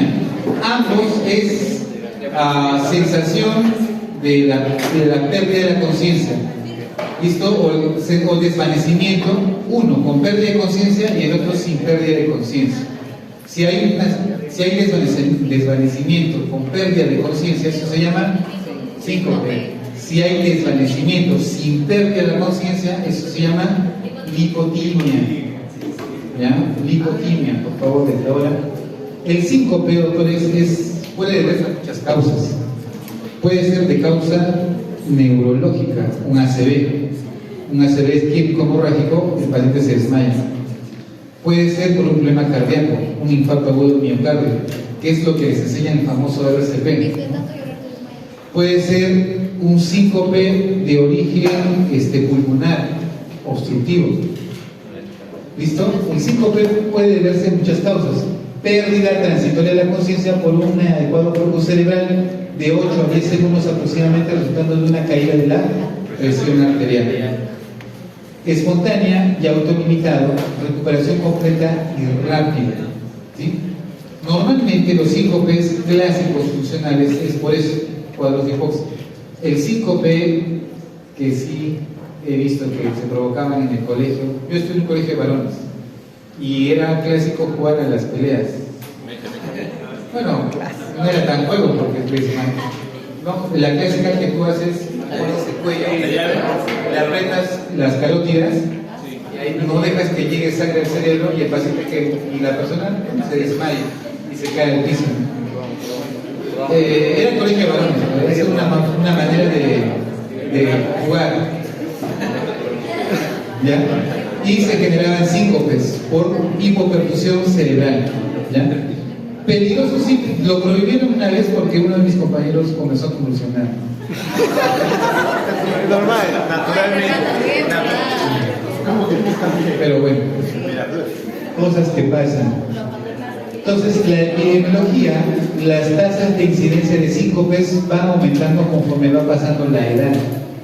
¿A partir de qué edad aparece la mayor incidencia de síncopes? A partir de los 60 años en adelante. O sea, es más clásico ver síncopes en adultos y adultos mayores. ¿Ya? ¿Listo?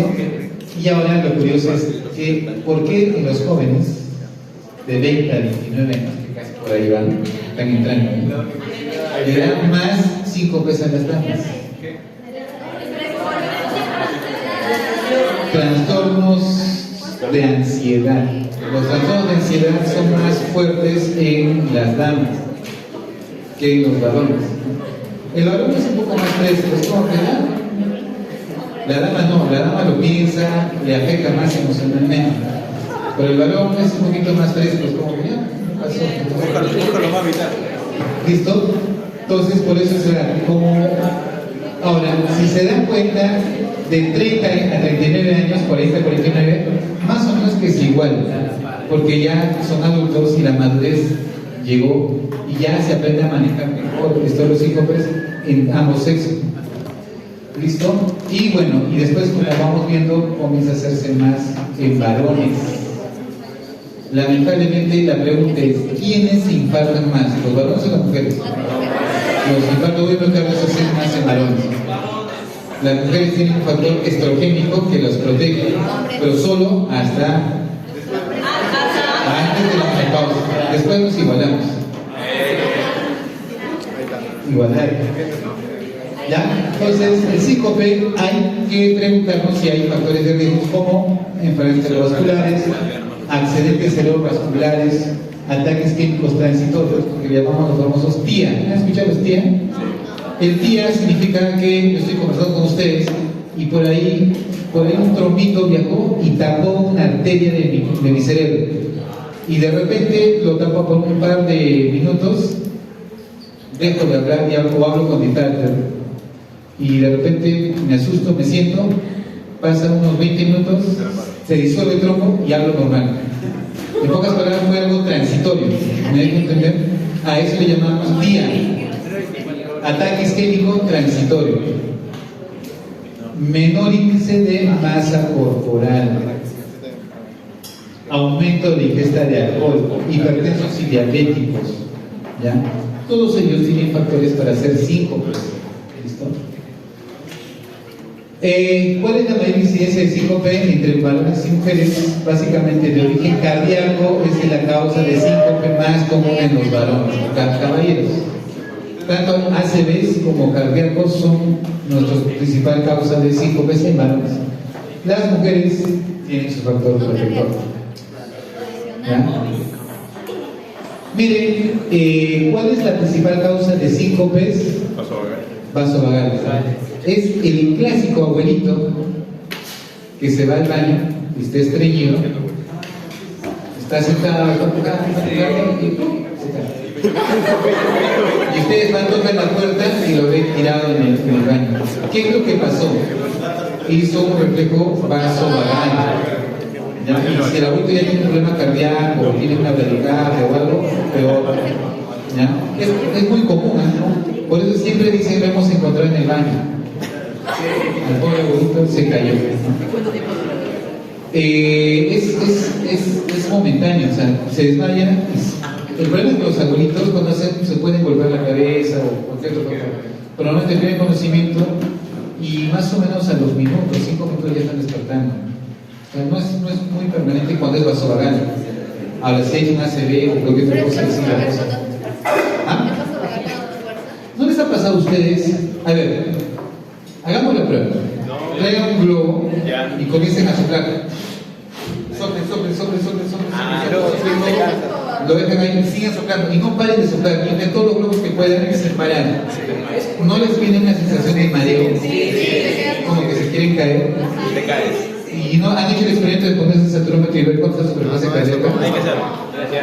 Y ahí van a darse cuenta cómo su frecuencia va bajando y si toman la presión van a darse cuenta que su presión comienza a caer.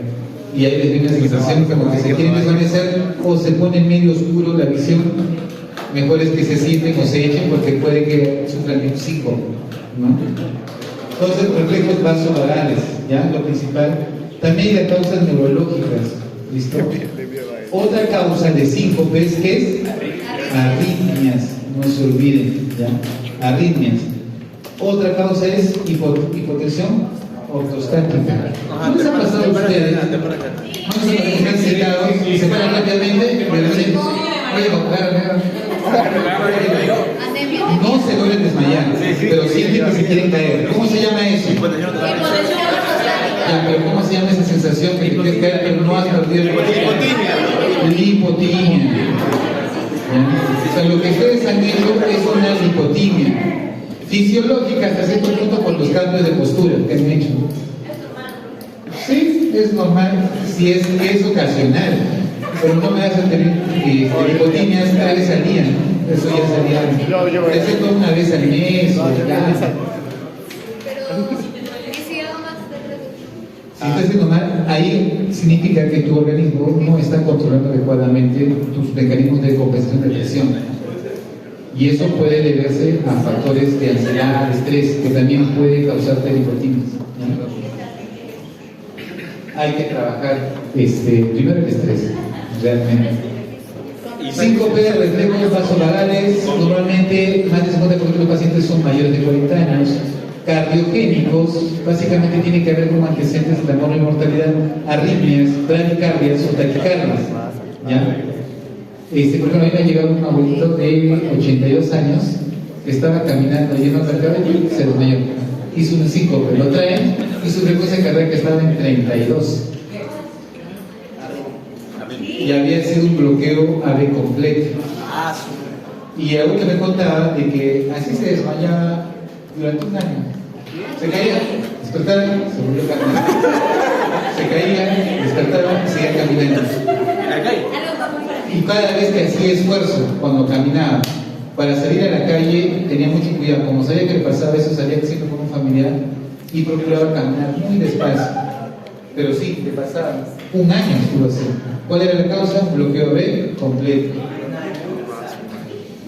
Hipotensión ortostática, fármacos. A ver, paciente que viene por hiperplasia prostática y le dieron un medicamento que se llama tamsulosin y le va a causar una hipotensión ortostática. Entonces se está parando, quiere correr y el paciente ya sabe por qué. ¿Listo? Normalmente le van financiando. Entonces vasovagales básicamente le interesa la etiología de 5P más como por descargas adrenérgicas y desencadenado por ortostatismo. Situacional, tos, estímulo de actividad, flexión, postprandial tras ejercicio o risa.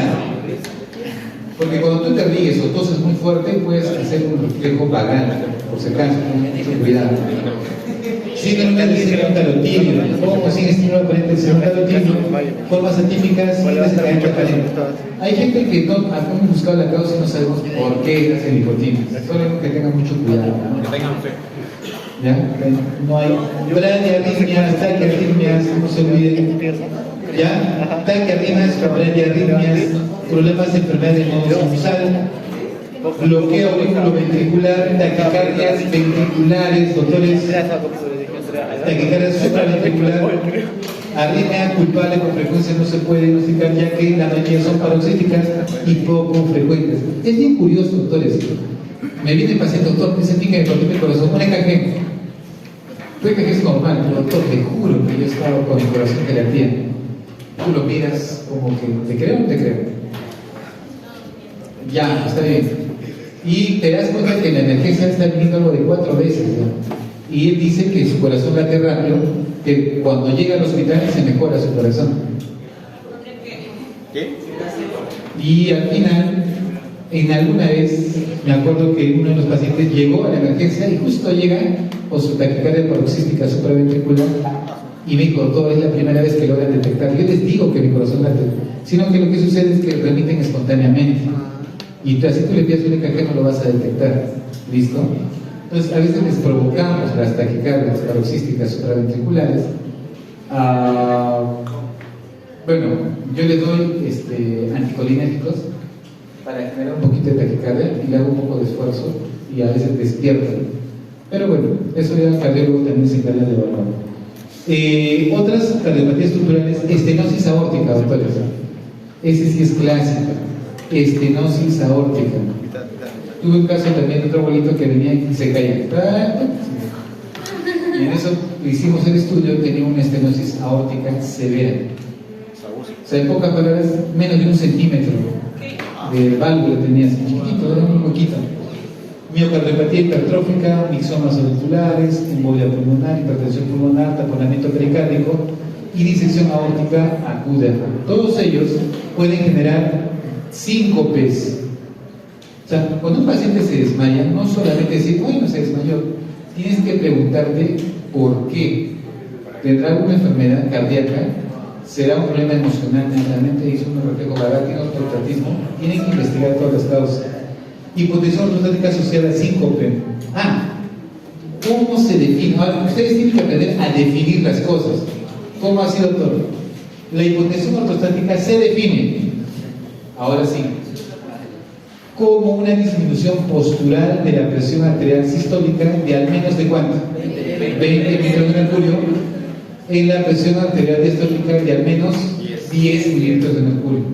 Repito, o sea, en pocas palabras, el paciente está echado, le tomas la presión, lo sientas y le vuelves a tomar la presión.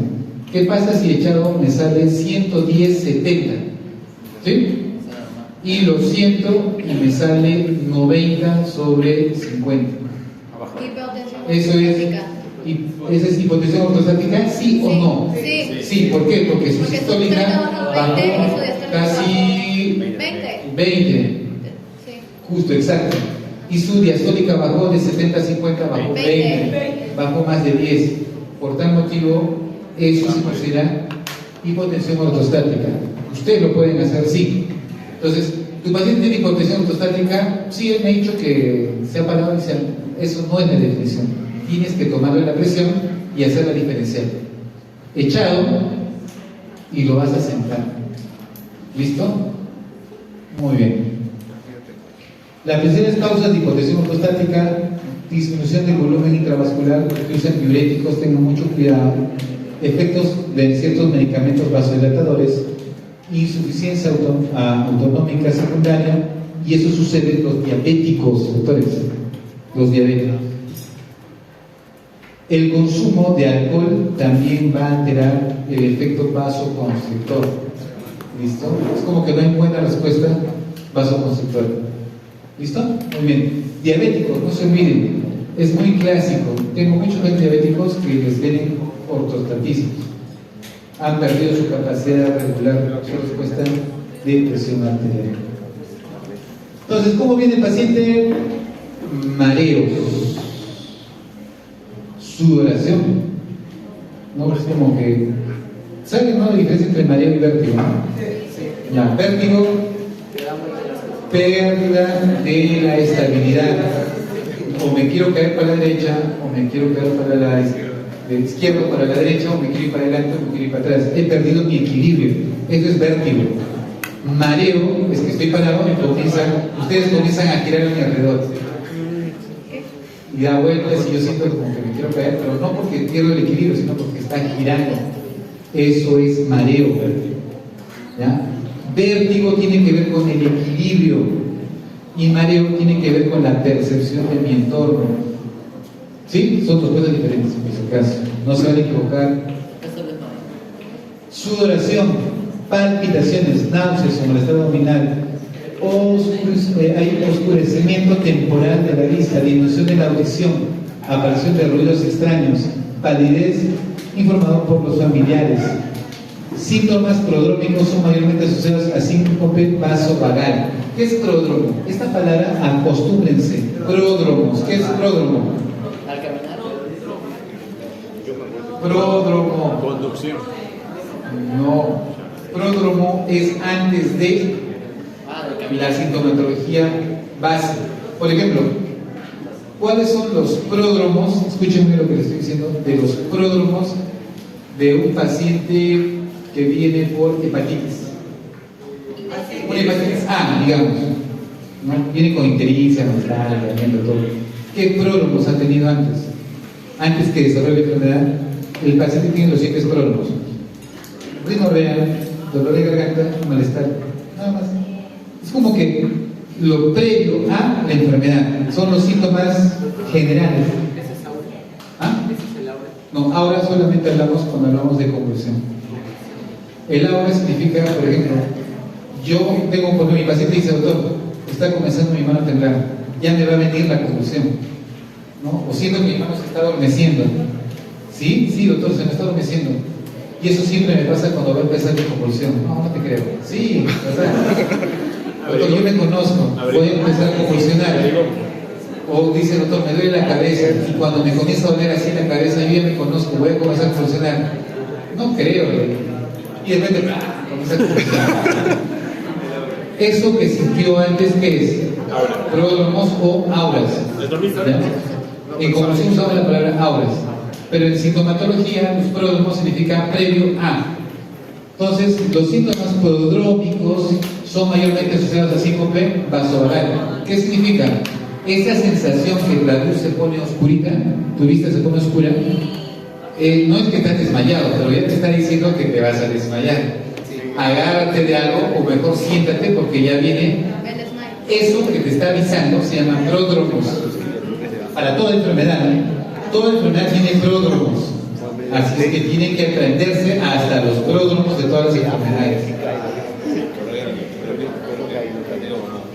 Hay que ver la parte de los riesgos, ¿no? Preguntar si tiene infarto del corazón, insuficiencia cardíaca con fracción disminuida, si hay necrosis miocárdica, insuficiencia cardíaca, episodios de taquicardia paroxística, bloqueos fasciculares, preexcitación, largo, historia familiar de muerte súbita, por si acaso. Y EKG es para buscar patrón tipo Brugada. ¿Saben qué es Brugada? Brugada. Me suena. Ya dijo que sí sabe, entonces pasamos. No. Sí, no digo nada, no digo nada. ¿Quién no sabe? ¿Brugada? Me suena. Que el doctor que no les ha dicho que es Brugada. Creo que sí. A la voy a preguntar.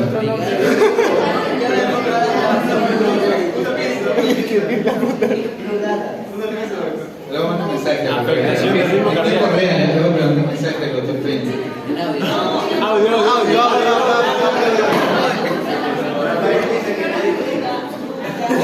Si me dicen que les he enseñado. Trastorno eléctrico.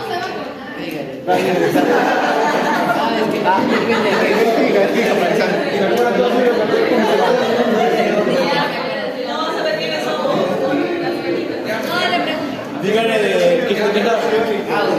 dígale que es la promo de. ¿Cómo se llama? La promo de. Vamos a ver qué me dicen. ¿Qué es Brugada, doctores? Ya se puede decir que es una alteración genética. Es un trastorno del ciclo eléctrico. Y eso puede derivar en unas arritmias. Ya. Básicamente, ¿qué canales? ¿Sí? De calcio. Calcio, ya. Poco a poco le está soltando. Es una alteración, sí, básicamente de conducción, ¿ya? En el cual el paciente puede generar arritmias que pueden alterar como bradicardias ante esfuerzos y actividades que hace el paciente y hace un síncope. Pero ya es porque tiene un problema cardíaco de fondo, genético, heredado. ¿Listo? Muy bien. Entonces, no se olviden, doctores, si tengo un síncope vasovagal, ¿qué tengo que hacer? Ver desencadenantes, ¿qué? Emocional. Es muy clásico, ¿no? Discusiones, peleas, noticias. Noticias. Pródromos típicos. En ausencia de cardiopatías, EKG es normal, sin antecedentes familiares de muerte súbita. Síncope, hipotensión ortostática, cuando se presenta espontáneamente en relación con el cambio de postura y se documenta una hipotensión ortostática sintomática. En pocas palabras, tienen que tomar la presión echado y sentado para ver si realmente hay una hipotensión ortostática. No hay antecedentes más que eso, ¿no? Bloqueo AV completo, listo, tienen que tomar un EKG, bradicardias o disfunción sinusal, que también cuando la frecuencia cardíaca está a menos de 40 latidos por minuto, el paciente va a hacer síncopes. No se olviden, cuando la frecuencia cardíaca baja a menos de 40, el paciente hace síncope. ¿Listo? Funciones vitales, doctores, tomen el pulso, la presión arterial, tanto en decúbito supino como sentado y de pie. Hagan ese experimento, doctores. Y ustedes tómense a ver, de repente, pero alguno de ustedes tiene hipotensión ortostática, que como no hace mucha actividad física, lo presenta. Puede que lo tengan. Evalúense ustedes. Medir cada minuto de la posición de pie durante 5 minutos o más, el tiempo que el paciente lo tolere hasta que la presión arterial se normalice. A veces baja la presión, notito que se vaya adaptando el cuerpo, que sigue tomando y de repente se normaliza. ¿Ya? Frecuencia cardíaca y ritmo. Diferencia de la presión en cada brazo. Presión diferencial. ¿Qué pasa si acá tengo presión 110/70 y acá tengo presión 90/60? ¿Qué significa? Coartación, ¿qué más? Una vasculitis. De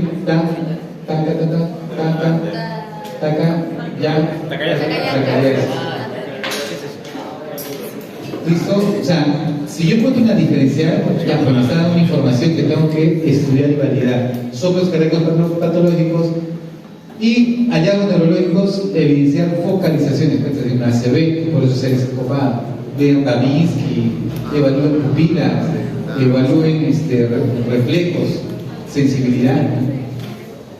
Un electrocardiograma, doctores, nos duele bastante. Y un ecocardiograma, básicamente para ver la estructura del corazón. Claro, si sospechas que el origen del síncope es cardíaco. ¿Listo? Listo, van a hacer su utilización. Si quieren usar un Holter, ¿ya? El Holter es interesante porque en 24 horas voy a evaluar cómo funciona su corazón de mi paciente. O hagan las pruebas de ortostatismo, ¿sí? Lo echan al paciente y lo sientan. Observen cómo se modifica su presión arterial, su saturación, su frecuencia cardíaca, su frecuencia respiratoria. ¿Ya? Todas esas pruebas nos van a ayudar a definir, ¿ya? Las pruebas de ortostatismo, que creo que ya les he mencionado, lo mismo. Hay una prueba que se llama la tabla basculante, que es como que al paciente lo voy a hacer girar. Yo hice esto a la mala sin querer, no fue mi intención. Me llevó una joven que vino hipotensa, pálida. Entonces, yo era interno, me dice mi asistente, ¿sabes qué? Necesito que le vayan a tomar una placa de rayos X. Ok. Entonces, a mi paciente la llevo en silla de ruedas, la echo en la placa de rayos X, le toman ciertas placas y tenía que tomarse la placa de pie. Y en eso la siento y se me desmaya el piso. O sea, un poco se sienta, se para, apenas se paró, me miró todo, ¡pum!, se me cayó el piso. Felizmente le agarré la cabeza para que no se golpee. Y yo, inocente, la verdad, muy inocente, no, es que mi asistente me mandó a tomar la placa de tórax. Y si no regreso con la placa de tórax, me va a ahorcar. Entonces le dije al encargado por favor si lo podíamos amarrar en la máquina de rayos X. Entonces le pusimos muñequeras, le pusimos todo así bien. Y como no podía pararse, hicimos que la máquina se pare. ¿Ya? Y con la máquina parada le tomamos la placa rayos X. Y lo que sucedió es que estaba conversando conmigo y conforme se fue parando la máquina, ¿qué pasó con el paciente? Perdió el conocimiento otra vez y se volvió a desmayar y comenzó a convulsionar. La otra vez me regresé, paró la convulsión y al final, después de haber visto la placa de tórax y el abdomen, tenía sangre en cavidad peritoneal. Mujer, 24 años de edad, con sangre, ¿qué será? ¿Qué será? Un embarazo todo. Entonces tenía una masiva hemorragia, por eso es que cuando la ponía en posición parada, la presión caería tanto que el paciente pues, ya no le llegaba sangre al cerebro y convulsionaba. Le conté eso al asistente y me gritó: ¿cómo no lo has traído al paciente? Si antes de que tenía eso, ortostatismo debías haberla traído, porque ¿para qué le toma la placa? Pero doctor, le digo, si usted me ha dicho que no regrese sin la placa, ¿qué hago yo? O sea, orden, se dan orden. ¿Listo? Entonces se hacen pruebas y me hace recordar mucho esta prueba porque es una cámara especial que tú lo sujetas al paciente para ver cambios posturales y variaciones de la presión arterial, variaciones electrocardiográficas, frecuencia cardíaca. Tú lo mueves al paciente y juegas con sus funciones vitales. ¿Listo? Tiempo más o menos en 20 minutos. Haces inclinaciones de 60, 70 grados. y ahí vamos a evaluar al paciente. Masaje del seno carotídeo, doctores, básicamente es para disminuir la frecuencia cardíaca y como respuesta va a bajar un poco la presión arterial, ¿ya? Más o menos, doctores, se dice que el masaje del seno carotídeo o la zona carotídea debe durar entre 10 segundos a 15 segundos, masajeando. Masajeas, fuerte y firme, y vas a lograr que el paciente haga una bradicardia, y si está con taquicardia lo vas a compensar. Contraindicado en pacientes ancianos que tienen placa de ateromas. ¿Te imaginas? Los que me chuqueques eso, y una placa de ateroma se desprende y deja el cerebro y el paciente ya no habla después. Le hace una tromboembolia cerebral. Quedó ahí el paciente. No se muere, solo que no va a hablar. Ni va a caminar.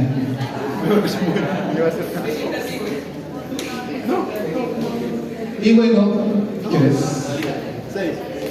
Ya, lo siento chicos, están aquí en mis clases de Voy a pasar endocrina. asistencia, chicos.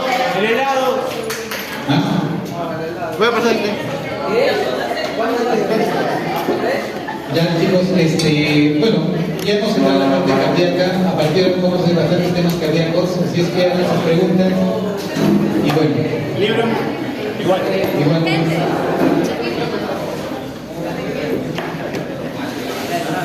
Voy a pasar asistencia. Gustavo.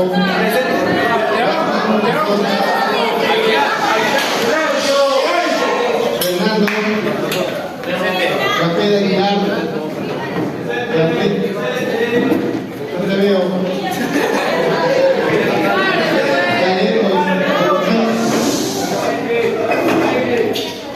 Rosa Alaya. Jimena Álvarez. Sí está. Fiorella Briones. Fiorella